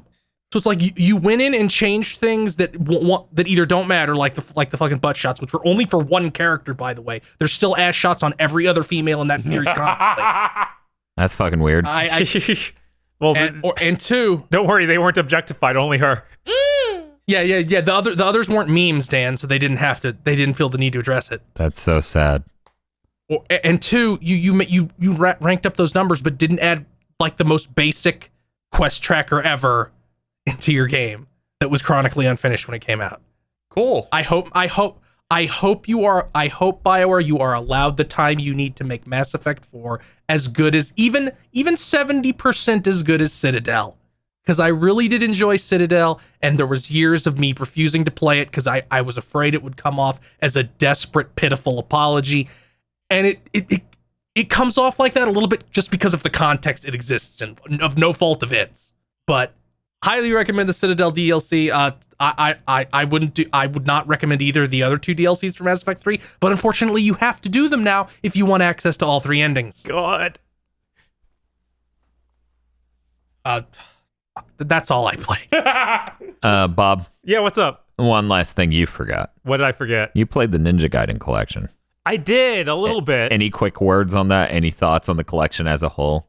It seems like a totally reasonably put together collection of those games on console. Like everything seems to run okay. Those are the Sigma versions. You're going to have the censoredness of 2. But everything seemed fine from what I played.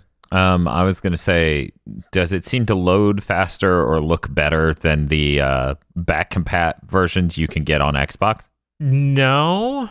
But, with Sigma 1 and 2, those are very different looking games. And they have different content. Yes. So really, the Xbox gamers are winning out because they have the most versions of these Ninja Gaiden. Right. It's sad that those are locked there. I wish this was a more comprehensive collection. It organizes itself terribly on the PS5. Oh, yeah, I remember you going, wait a minute. And then it was just the wrong Ninja Gaiden you were looking at? Yeah, that weird side menu that pops up when you go to game version? Yes. That's where they put all the different games you own. What? So there's no single... That's really fucking stupid. There's no single launcher. It's just, this is the unigame. Yeah, and these are the versions. The main game is you're looking at Ninja Gaiden 3. Okay, hit the version. You can go to the other versions. It's like, what? Ninja Gaiden 2, known as a version of Ninja Gaiden 1. This is the dumbest thing I've ever heard. Yes. I don't know why they did it like this. Sony needs someone in charge over there that understands how the systems work. They need someone sober? Yes. And can talk to devs and explain when they're doing it wrong. Yes. Because I feel like it keeps happening. I don't know, man. I have no idea how this happened. Well, as we know, no one actually owns a PS5. It's just bootleggers or scalpers. So, Yeah. Also, there's only 15 million out there. They're all owned by scalpers. If you're going to play this game, do not buy the deluxe edition. I did it. Mm-hmm. It gets you a bootable file that's a bunch of old artwork from their manuals and stuff. It looks pretty bad. Oh. There's nothing new there. There's not good high-res art anywhere. It really just feels like just tiny piddlings of what was sitting around the office.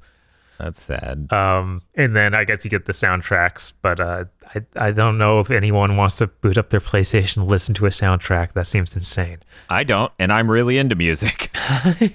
But who knows? Maybe someone's in that weird niche of I like music and having to use my PlayStation to listen to it. And only this one album. Well, I think it's time for the Podlords. Oh! Fuck. Podlords. Oh, fuck. Oh, fuck. Oh no! Oh. Now I have to look at KZ as he's disappointed at me for not being surprised by the Podlords. I like it because most of us are in the same room. We can space out our pod lords so it's not crashing into each other like 2 buses. Or 6 buses. Or 8 buses that you have to slide around in some sort of puzzle. Ooh, I hope that's in Scarlet Nexus. With a boomerang. Could you fucking imagine? With a boomerang, then you can go to the next hallway to fight them. Sorry. No. Old wounds. Oh, God. Yes, that's right. The Podlords. Podlords such as E. Lee Broyles, Corey Brown, Sao Paulo Muito Real, Yeah! What is happening? Oh, yeah! Shin Megami Tensei Portugal. Red Blaze 27. What the fuck? Where is this coming from? Did you think you were safe? It is, yes, it's June. No! Bring it back. I'm always ready. No. What are you, the fucking postal dude buying his Christmas tree in June? Yeah. That's insane. I'm gonna pop your head off. Suzushiro, Emperor Zero, Shiba Yagato, Waluigi Enjoyer. Yes! Please. I can't lose her again, Waluigi. Death battle between Dream Simps and people who think Doug Walker are hot. They didn't fix the grammar in this entire time they had. All survivors on both sides will be gassed. I respect Doug people attracted to Doug Walker more than Dream Sim. Doug Walker didn't make that song. I think you're a little wrong here. Maybe you should take some of your normal pills. God, I forgot that was the guy. Yeah, that is the guy. Rado. 101 Shades of Get a Load of Babylon Falls Remastered. Ugh, it hurts. They haven't even mastered it. They haven't even, They haven't even amateured it. yeah. Timed exclusive. Sleepy Gary, now available to all viewers. Sleep well, Gary. WTF, Spider-Man. Mr. I Hate Chaos. Yeah! Yeah! Modern Maid. To elaborate. Fuck chaos. All my homies hate chaos. That is true. There's a lot of chaos in this. The thirst. DFW 3K. Podcast stops for a week, and Discord immediately tries to cram KZ in a fursuit for some reason. Godforsaken reason. God! You need to rein that shit Yeah, in. y'all are unhinged. I don't know. Questions, suggestions almost got people banned from just bad ideas. Gonna need the GigaBoots mods to get in there. Shiny Mew. Santi Kunai. Kristen. Jay Jonaberry wants FF7R integrate pictures of that little weirdo. We'll make that Tonberry infamous. Oh god, I'm just hearing him say doink and then putting the cigar back in his snot mouth. Jesus. His non-existent mouth. You serious? The general vicinity of where mouth. Yeah, well, when it makes contact with the doink's head, it goes... As it kind of just gets absorbed. Get out of here, you're doinked. Wait, you're not doinked. You're I on need- doing. Get back in. Great, now I'm imagining Chadley Peter Parker. Yes! No. Chadley is the only creature, real or fictional, that is whiter than Spider-Man Remastered. Yes! We cracked the code. Devil Summoner Rindo Kuzunoha versus Digital Devil Saga. Switch Edition. Are we at the 1 year anniversary yet? I think so. Gotta be getting there. Yeah. Raido Kuzunoha versus Digital Devil Saga, now fixed on PS3 edition. It has been. They have been fixed. It has been slightly over a year. And by fixed, I mean we found the debug menu in PS3. Yeah, you found that they found the hidden menu that lets it work. Yeah. As it turns out, if you had a component cable and an upscaler, it was fine the whole time. I didn't know this until I tried. All right, sidebar. I pointed this out. I showed the video to Dan while we were hanging out. He immediately starts pulling out PS3. And Yeah. he spends all that time to just find out, my equipment's so good, it just forces it to do that anyway. Yeah, no. If you use component out, it doesn't fuck it up like that. Yeah, You knew. I was going insane because I got to see the process of Crazy Dan gaming thing, but physically, it was nuts. Adam is here, undulating. Oh no. Oh man, very very Forza-like. Kyle Bjork. Yeah, I'm waiting for the pod lord to just Mexico City. Please. Zilter. Enter the new age of Pretty Boy Protags this November. Shin Megami Tensei 5, you're gay now. Yeah. Even Does seem to Mothman. be the case.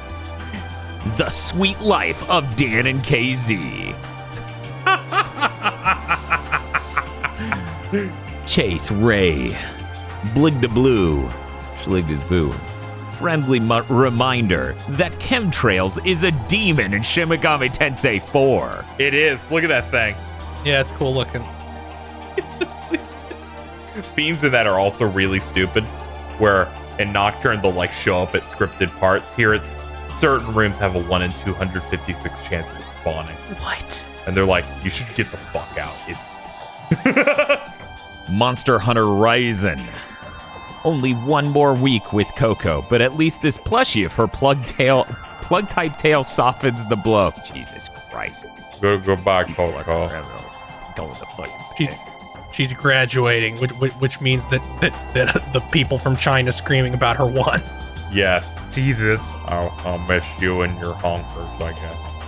She accidentally said Taiwan once, so an entire country got mad. Dan, forcing KZ to join him on a Ring Fit adventure. That's a big ring. I have, in fact, apparently made the ring out of you. No, I think that ring is you. Wait. No, I'm forcing KZ. He has his glasses. Yeah, but he has a denim jacket like you do. Yeah, I have no idea. I'm lost. Don't ask me. I didn't make the image. Agent. Yeah! There he is. Ultimate male one. And my dog. Okay. And your dog. That may or may not be a 6'4" cardboard cutout somewhere in the world. Because the world is cruel. It is that time of the year for Guilty Gear, and no, the smell of the gay. Oh yeah, it is. Yeah, you immediately put in the crackhead that's getting pegged. Happy Chaos or whatever his fucking name is.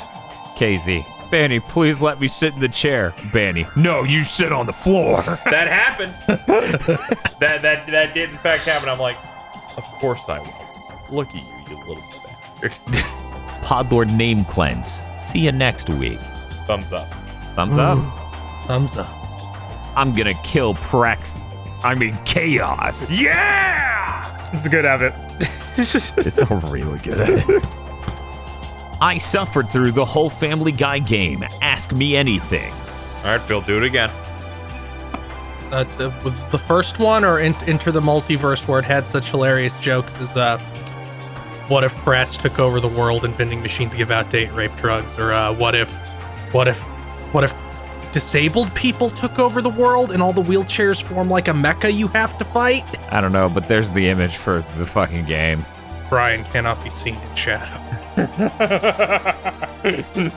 Indigo Sight. Shotaro Joestar is gonna be a dad in January. Congratulations. Nice. Congratulations. Congrats. Oh. Almost done reading. By the time you're reading this, I'll be chasing you bitches again. Oh shit, the dude is reading the book. Oh no. It's okay, they still have like 25 podcasts. They'll do it. We believe in them. Yeah. They'll come kill us. I believe it. Some people binge us. Friend of mine's like, I'm going in from release order. I'm like, okay. Prime 4, Bayonetta 3. 2033 is looking lit AF. Yes. Still coming out for the default Switch. Bold of you to think Platinum will exist in 20 years. They will. Bamco? BN12. Evil Lucario. Probably killed me. Oh no. Not vaccinated. That's what it was.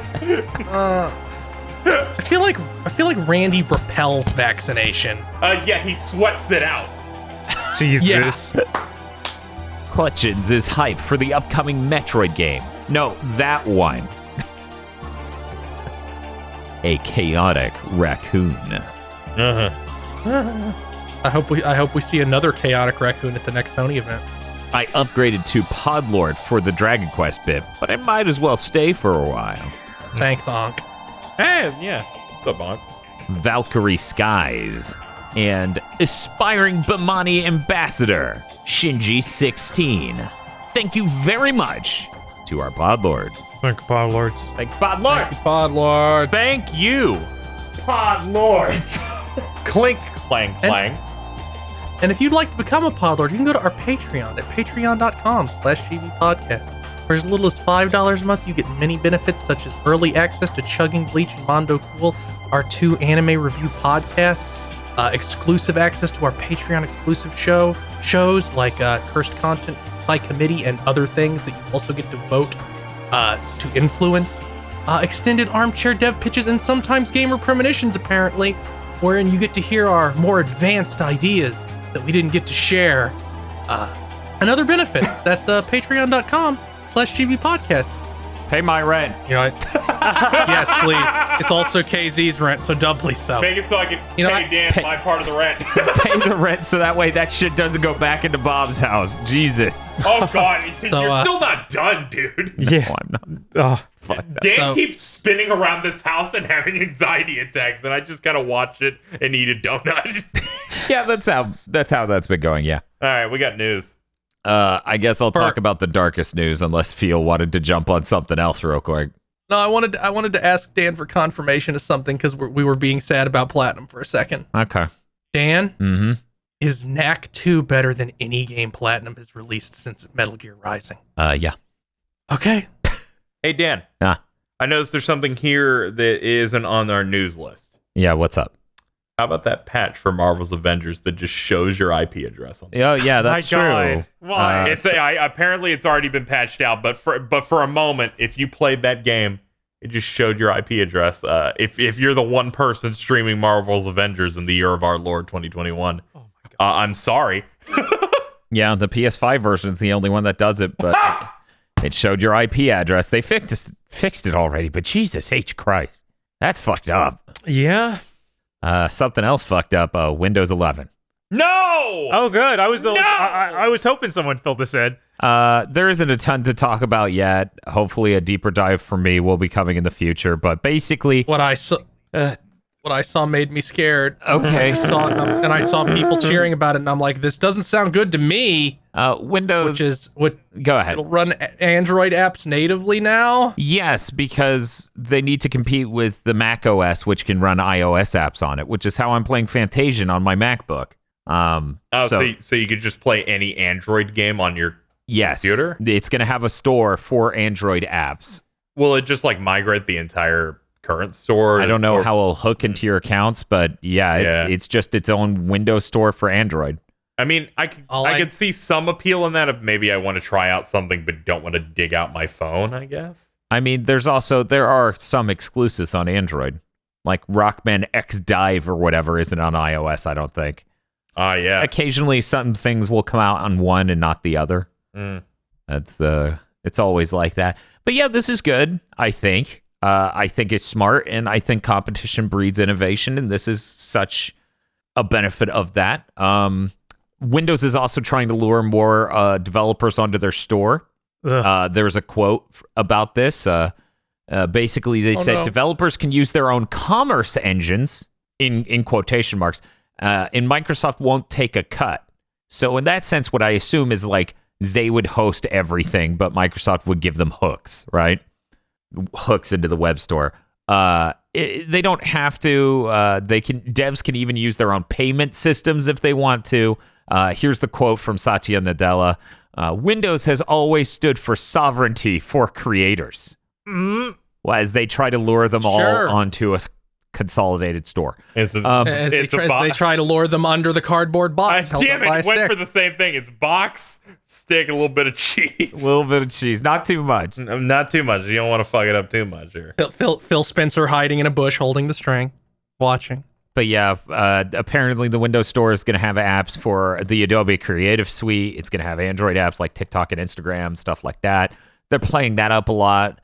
Allegedly, performance is going to be a lot better. They're alleging that their updates are going to be much, much, much smaller. So I believe they said it's going to be about 40% the size of current Windows updates, which is neat, I guess. There's a UI overhaul where they just looked at a Mac and went, yeah, us too. There's... It seems like a lot of the features making its way into this is from the canceled Windows 10X. Which is a mobile variant of Windows 10 that got canceled. So this is its own thing. They don't seem to be implying that it will just, your current Windows will update into it. They're saying that Windows 11 is free for people with Windows 10. But yeah, the UI overhaul seems neat, I guess. Allegedly, there are performance advantages. I don't believe any of that shit until I see it benchmarked by a third party thoroughly. Yeah. One I trust. So not Linus Tech Tips. What's wrong with Linus Tech Tips? They're really bad at science. That's what's wrong with Linus Tech Tips. Oh, here's a tech tip. Shut the fuck up. They're also promising big performance improvements for Windows 11 involving direct storage and NVMe drives to speed it up with direct storage. Yeah, that's it. And then they said something that gives me PTSD. Game Pass. So they're saying Xbox Game Pass is also being integrated into Windows 11 thanks to a new Xbox app that the company has been testing for months. I'm sure this new Xbox another app. one. I hear this one's launching with it though. Yeah, so who knows? You'll somehow open the wrong one, Bob. Yeah. There's no fucking hope here. Somehow you'll accidentally get all four. Yes. You'll get the beta of the one that's canceled, and then the old one. Get the game bar. The game bar is important. Yep. So yeah, that's happening, and none of us can do anything about it. Good story. Anyways, moving on. Hey, there's also they're putting auto HDR into the Windows 11. Yeah, they're putting auto HDR. You didn't see it, but Dan punched back as if Bob teleported and punched him in the face. Auto HDR, the feature that's there to make it an easier experience on TVs which have HDR, is now coming to PC, where HDR monitors all look like shit to make it easier for you to make all of your games look like shit. Oh, thank God. I just want to get blinded. They can't even do that on the monitor side. HDR monitors are terrible. Okay, cool. They're like, hey, I'm HDR, and you're like, oh, cool. Are you like an OLED? No. Oh, so you're an LCD? Yes. But you're really bright? No. How are you HDR? I'll accept that signal and fuck it up. Cool. Very cool. I can't tell you how many people I've known who've gotten HDR monitors for their computer and just been furious over how shit it looks. Like, it looks so much worse than TVs. It's nuts. Yeah. There was one other Windows 11 thing that got announced. What was it? Right. They're integrating Microsoft Teams in it because they're insane. Yes, they are. They're like, this is our version of FaceTime. It's stuck in it. It's so deep you can't ever get it out. They're so stupid. Switching over to blue jeans. They're so fucking stupid. I'm gonna move on. Okay, cool. What do you got? That Sonic concert happened. KZ was hanging out while it happened. He got to hear it on these speakers. That was a good fucking concert. I've never seen my entire Twitter time more gibbering and deranged. Oh yeah, I open up Twitter. It's maybe 15 different accounts I follow just yelling the lyrics, and I'm like, this is great. It was so good. What a good fucking concert. And then it became deranged thanks to the power of the ultimate boomer, the vocalist on Crush 40. Oh yeah, no, it was really good. He was mugging to the camera so much while singing the lyrics. It was fucking incredible. And then after you think it's done, it goes for its own little while. Then it fades to black, and it fades back in on the story select to Sonic Adventure 2, good, bad, and question mark, and he's the question mark. Yeah, the other two are different parts of the concert, and he pops in that one meme video for Drake and Josh. Yes, and the good is the orchestra. Mm-hmm. The bad is the Crush 40 part where the rest of the band is performing in the studio, and then he's in the middle and he's just hamming it up and having a good time. And I'm like, this is such a good concert. Yeah, this is so good.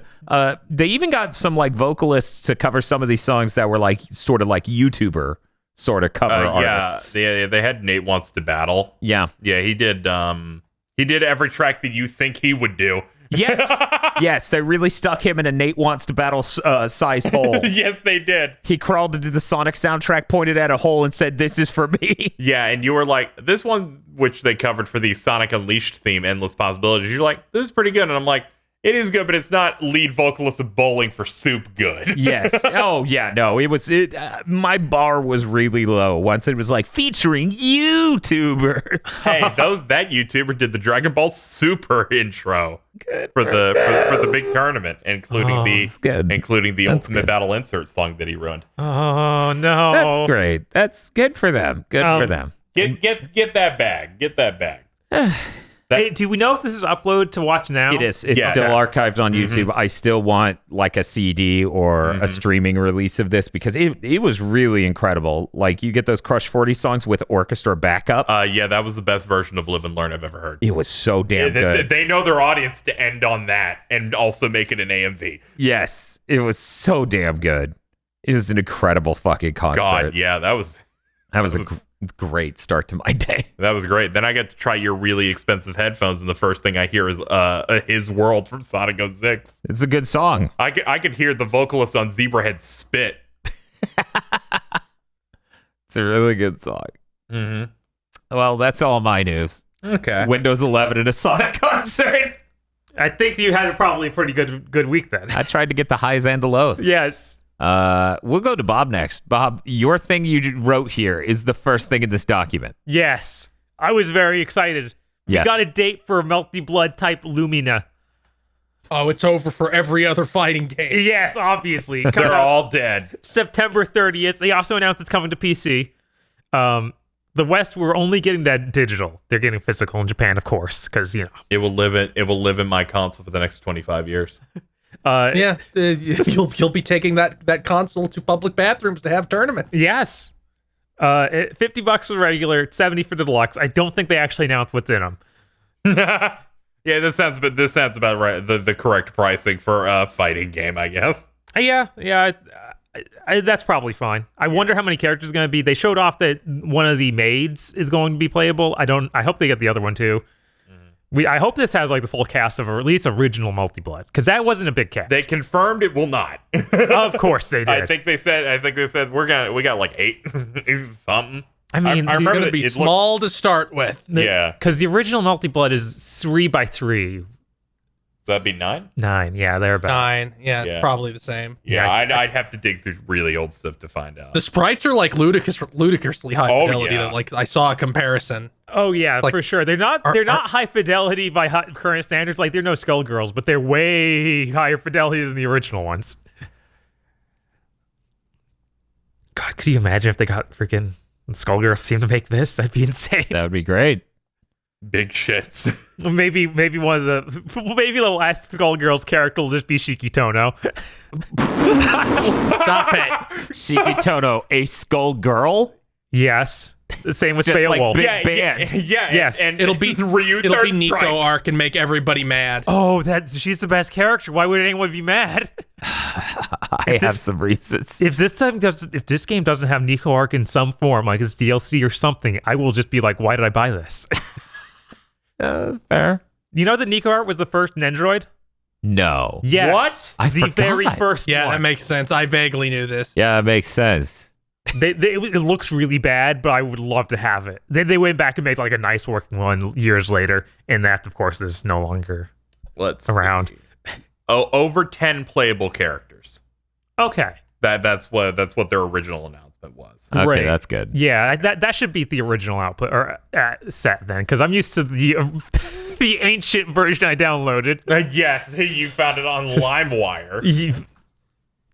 Probably Kazaa. Yeah, I was gonna say Kazaa was a little bit older. Yeah, I know. You just aged me out. I was like, what's this LimeWire? Went like Napster, then Napster got hit and it was Kazaa, and then you had to move to like LimeWire. In my other news article here, they announced Vanessa is coming to King of Fighters 15. She had the same bad design they gave her in 14. I'm sad. Huh. I have a question. What's up? This is my first KOF. Yes. I don't know a lot of things about it except a few characters. Why does every single one of these characters do this? Where they do this pose right here, where they extend their arm Because they're going to punch. and get the punch in. I was like, this is like the 8th person who's done that. Has done the Marge Simpson pose. It's the third. It's the third, but I think it's just because that's like a dynamic cut to use in your super move when somebody's getting punched. It's really good. I really need. They're using the whole animal, I guess. I was like, holy shit! Are they all gonna do it? Like maybe. She seems fine. Her hands are really big. Oh, are they? She's a boxer, so you know. Okay. Yeah, she's the boxer, so they got to be. She got some of those Street Fighter Ono hands. Does she have big hands or I giant gloves? I can't remember. Let me see. I was thinking about like the part in the Street Fighter V story mode where Ken holds his child. No! Like, your hands are as big as he is. These models were never meant to be seen in this context. Yeah, let me pick up this Funko Pop. Jesus. Oh, it'll be fine, son. Look at my hands that are the size of manhole covers. We're gonna go to Feel for his news next. Final Fantasy IX is getting an animated show. It's supposed aimed at like 11 to 13-year-olds. It's going to start production late this year or early next year. I'm going to reiterate the Mr. Feel guideline for everyone. Don't believe any of these things will exist until there's a trailer. Yeah. They better not screw it up. Remember the John Woo Metroid movie that we were promised was going to happen? Yeah. It's okay. We don't get that. We get the Borderlands movie. Yeah. Sorry. You should be. I am. I'm remorseful. Space Jam 2, the game, launches on Xbox Game Pass July 1st and everywhere else July 5th. Going to need you to read it the way you wrote it. Fine. Hey, LeBron! Space Jam 2, the game, launches on Xbox Game Pass 2 weeks before anywhere else. This is a part of that contest, right? This is the winning Space Jam. Oh, no, it is. Remember that they were like, the winner gets to be released on Game Pass and you win an Xbox Series S. That's the one Bugs uses. And Bobby Kotick doing good work killing Toys for Bob and sending Vicarious Visions off to the Blizzard mines. He did such a good job, they gave him $153 million. I'm sure Glad Games are $70 now. That's really trickling down to the developers. Yeah, I'm sure. Of course. He's still making a killing despite him making so much earlier that investors said, fucking cut his money. Yeah. You know, they cut his salary, Casey. That's not how he actually makes money. Isn't that a fucked up thing to say? Yeah, Yes. Isn't that the most fucked up thing in the world? Man, capitalism is great, isn't it? America's really good at this. so good. Hell yeah. Best. So the PS5 Call of Duty was 70, right? Yeah. Yeah. So if that game sold 15 million copies, every single extra dollar they made from that price hike went to Bobby Kotick. Oh my God. Okay. Good. No. He does so much It's not. work, I'm sure. He does. Like, Because anyone can earn that. yeah. Yeah, you can earn that. You can earn that quantity of money. That's definitely a thing nor a single human can do. All corporations aren't fucking pyramid schemes at all. That would be a fucking ludicrous thing to realize. George Rockwell Schmidt did a really good video on how when they had that bust a few years ago of like, here are all the rich people keeping their money in the Cayman Islands. There was a weirdly small amount of Americans because they don't have to try that hard. It turns out you just don't have to pay taxes anyway. As it turns out, yeah, no. A company I own gave me a loan, but I owned money on that loan, so I get to write it off on my taxes. Anyways, let's move on to KZ's news. This hit last night. Epic Games are dipshits and completely leaked seemingly the entire trailers and announcement that NIS America are going to be localizing the remaining Trails games that aren't over here. This includes the Crossbell games, Zero and Azure, as well as the one that's new over there, Hajimari, that's now going to be called Reverie, and one called Nayuta that every single time I've seen it, I don't know what it is. It's like a completely different thing that's barely related. I'm genuine. The only reason they're doing it is because it got a PS4 version recently. Yeah, I heard they were recently porting that. But the releases are going, Zero's coming fall of next year, and then the rest have a nebulous 2023. Yeah, the dates on these are what freaked me out. I was like, what do you mean that this doesn't start till next fall? Yeah. I'm assuming the console, like somebody tried to say that these are also going to be simultaneous with consoles, and I'm like, no, they're not. Nisa learned from Ys 8 when they fucked up every single thing ever made. I feel like the console versions will be faster because they have to make ports for all of these, because there's something weird even with the PC ports of Zero and Azure that exist. Yeah. And they released those PS4 versions that have new content, and there's no way though those are not going to be the basis for these. Yeah, this series is really going through the Yakuza thing of trying to catch up, and they have their work cut out for them, because of course they had Zero and Azure are the 4th and 5th game in this series, and the games are up to like 10. God, Yeah, And there's so Yeah, Reverie will be the 10th. I'm not happy about Reverie being 2 years from now, 3 years after it came out in Japan. I think you should have slowly done the ones you haven't done yet. Yeah. While keeping up. especially because I think you made a really, really poor decision, an insanely poor decision, especially a really fucking bad decision when the series is starting to get popular in the West to be like, wait 3 years for the rest. Yeah, no, getting these older ones, like a lot of people aren't gonna want to play these. They want to play the new thing. Yeah, because we're going from the previous one that we just got, which was like PS3, early PS4 tier in terms of like the visual stuff. It was still using Fire, I think, but still that. And they've just announced these are the ones that are on PSP. Yeah, with the old sprites, which clean up a little bit when I played it in 4K or whatever. But It's also insane they're splitting them up. Release them at the same time. no. Like I'm pretty sure that's how they got released on PS4 recently. Like you could just buy them both at once. maybe, yeah, who knows? I can't say. Also, Japanese too well. what the fuck have you been doing, Nisa? Like, are you going to announce some big, insanely? Either one, these are really far out for PC only because they have to make 4 ports, Right. So maybe or two. What the fuck are you doing? Like, what are your people working on? These, it's But the PSP game's a year and a half from now. yeah, it's a lot of text. Phil. I know it's a lot of tech, but they've done them faster previously. Yeah, but they're working hard on these.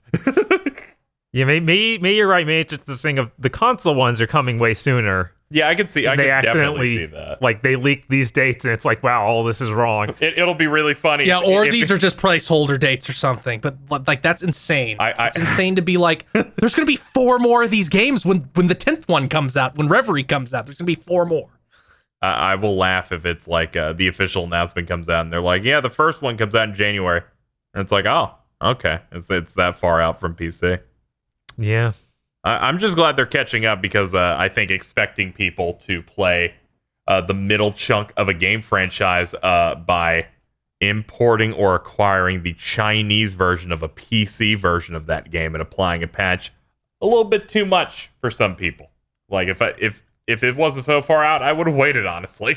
Yeah. Yeah, I don't disagree with the like doing them is obviously good. I just would have not prioritized them. That seems like a very bizarre decision. Yeah, it's Like, yeah. motherfuckers, you already did 2 games where that stuff is relevant. Like, you've already missed the boat of, well, we have to do those first. Yeah, they've already done their Avengers Endgame of this, where all those characters show up. Oh.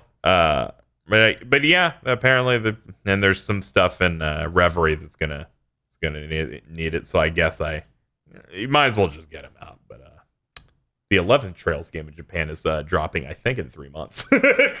Yeah. So the gap's gonna continue to widen. And that's the first one with the new engine, right? Yes, it is, and Yeah. you can tell. We really need that to come out.